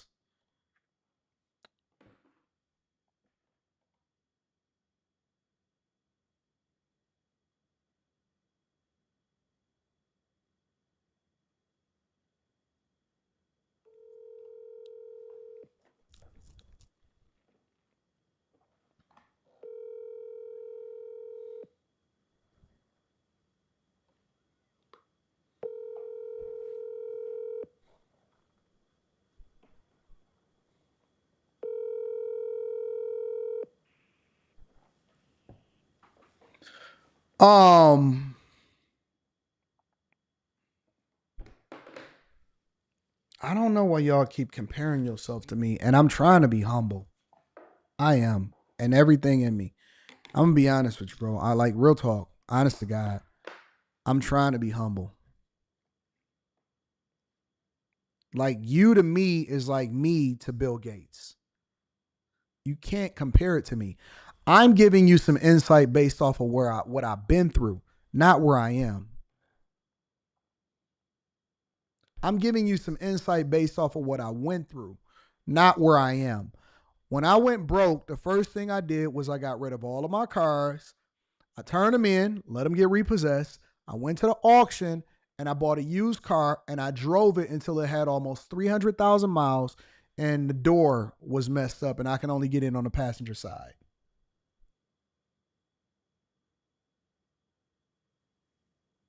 I drove it until it died, literally.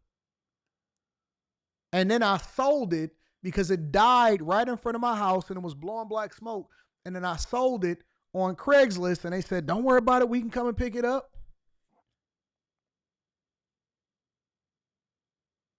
When I wanted to get my life all the way together because I knew that everything was happening based off of what was going on in the 2008 crisis, I got rid of everything and I got a used car and I went to the auction and I drove it till the wheels fell off that mug.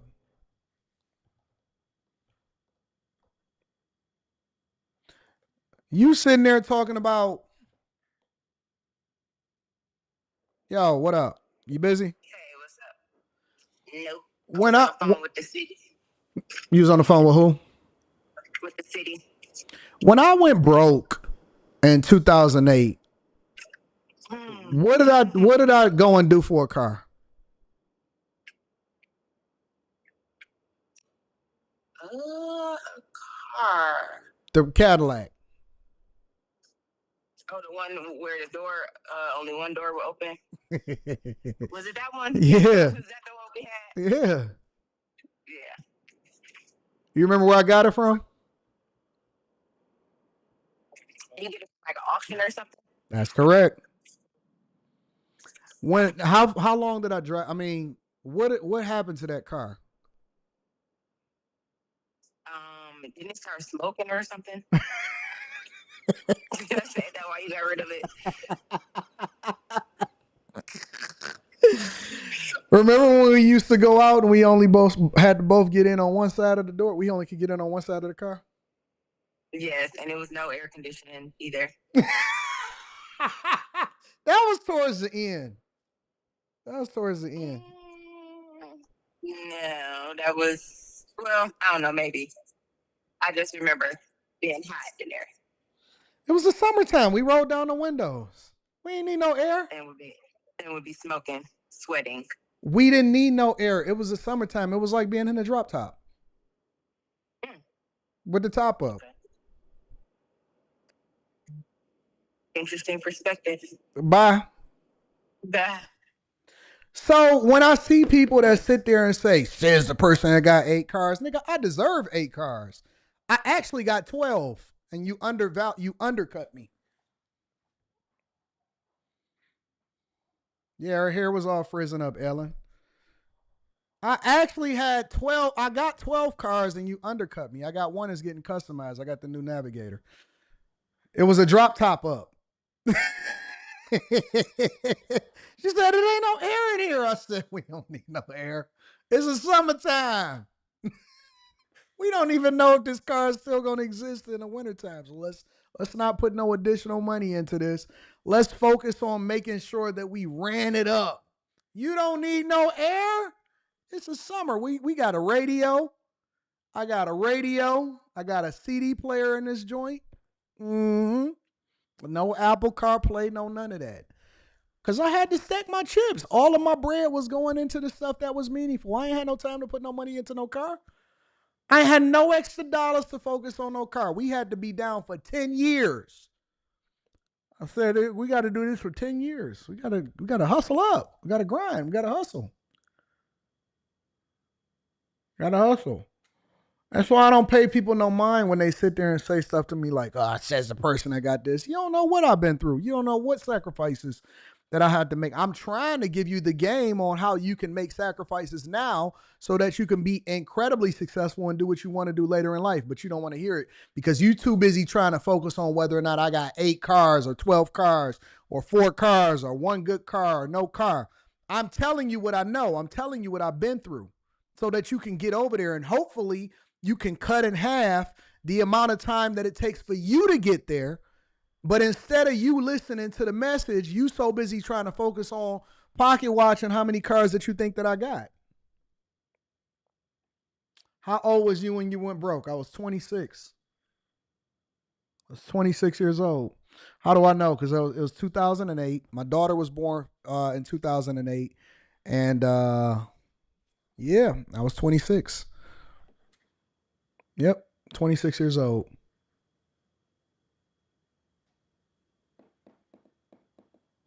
Be trying to tell people. Be trying to give people the game. Hey, man, listen, everybody ain't going to always have it. You're going to go through some stuff. You're going to go through some stuff. You're going to have some layoffs. Everybody didn't just have it all the way the whole time. You're going to go through some ups. You're going to go through some downs. It's going to be some people that walk out of your life. It's going to be some people that say, oh, I ain't messing with you. When you go through stuff, then that's when you're going to see who your friends are. And it ain't nothing wrong with people leaving you alone once you become dusty. Ain't nothing wrong with that. You got to get yourself together. You're going to make new friends. You're going to have new energy. You're going to have different people around you, and it's okay. It's okay. That's called the growth. Can you survive, though? Can you survive without being a bitch? That's the question that we need to ask ourselves. Are you built to be able to endure? All of these people talking about, I can't believe what's going on in the economy. I can't take it anymore. Man, you's a bitch. You weak. You a special kind of weak. You a special kind of sassy man. What you mean? When the times get rough, that's when the investment opportunities come. That's when we capitalize. That's when we really see anybody can be the man when they up. Anybody can talk shit when they got it. What happens when you lose it? Are you forged by fire, or are you just a fly-by-night, overnight success to where your character can't keep you in places where your talent is taking you? What happens when you ain't got nobody watching? What do you do? What do you like? What is your life like? Are you making the adjustments? Are you doing the things that's going to get you there when the camera ain't on? Anybody can talk stuff when the camera is on, but who are you? This is why we need strong fathers. This is why you need a father in your son's life. Because is he going to be giving it up, and is he going to be busting it down and being a bottom just to get a couple dollars? Is he going to turn a 304 talk the minute that he go through something and he get laid off from his job? Or is he going to learn the lesson, make the adjustment, and then become greater as a result of it and use that as motivation to continue to become great? Everybody not built for this. Everybody not built for this. That's why I party hard. I buy all of the toys. I get all of the watches. I do all of the shit that I want to do. I'm generous. I tip people like crazy. I'm helpful. I make sure that I look out for all of my people that rock out with me. I give jobs. I overpay people and all of that stuff. I give discounts on rent to my tenants and stuff like that. I make sure that I'm very, very, because I know what it's like. I've been there. I've been there. I've been at the bottom. I had to climb that shit up and figure it out. Every single day, you had to figure it out. Oh, man, I got a family that's dependent on me. Oh, man, I got my daughter. I don't want her to have no student loans. Oh, dog, my daughter not going to suffer the same way that we did. I don't want my daughter to grow up and say she got to learn a lesson. But she can't. Like, you got to have that shit. You got to have something to push you. You got to be greater than yourself. It's got to be bigger than you. It's bigger than you. It's not about no hoes. It ain't about no stunting. It ain't about no chains. Ain't about no cars. All of that stuff come later. All of that is the blessings. All of that is extra. But that shouldn't define you. What defines you is what happens when you start to go through some shit. And are you a man? Can you stand on your own too? Or are you begging the federal government for help in order for you to be able to survive and feed your family? That's what it comes down to. Are you willing to get 2 jobs? Are you willing to get 3 jobs? Are you willing to take that sales job? Are you willing to put your pride and your ego down in order to be able to take care of business and feed your family? Can they depend on you? Do they know that at the end of the day, even if y'all down for a little bit, we coming right back up out this bitch? Do she believe in you?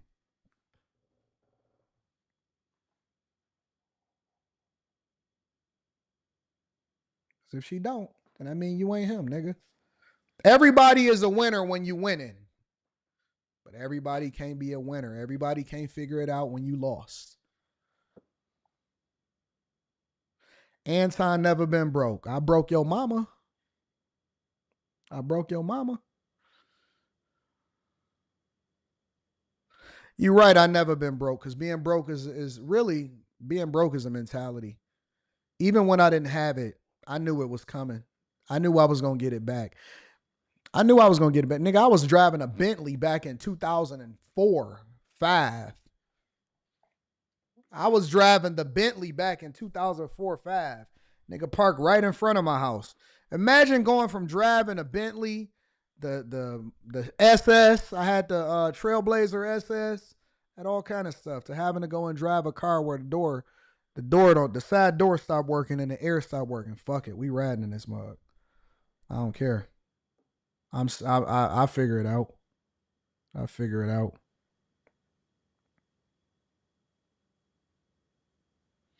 I figure it out. Nigga, I was big timers.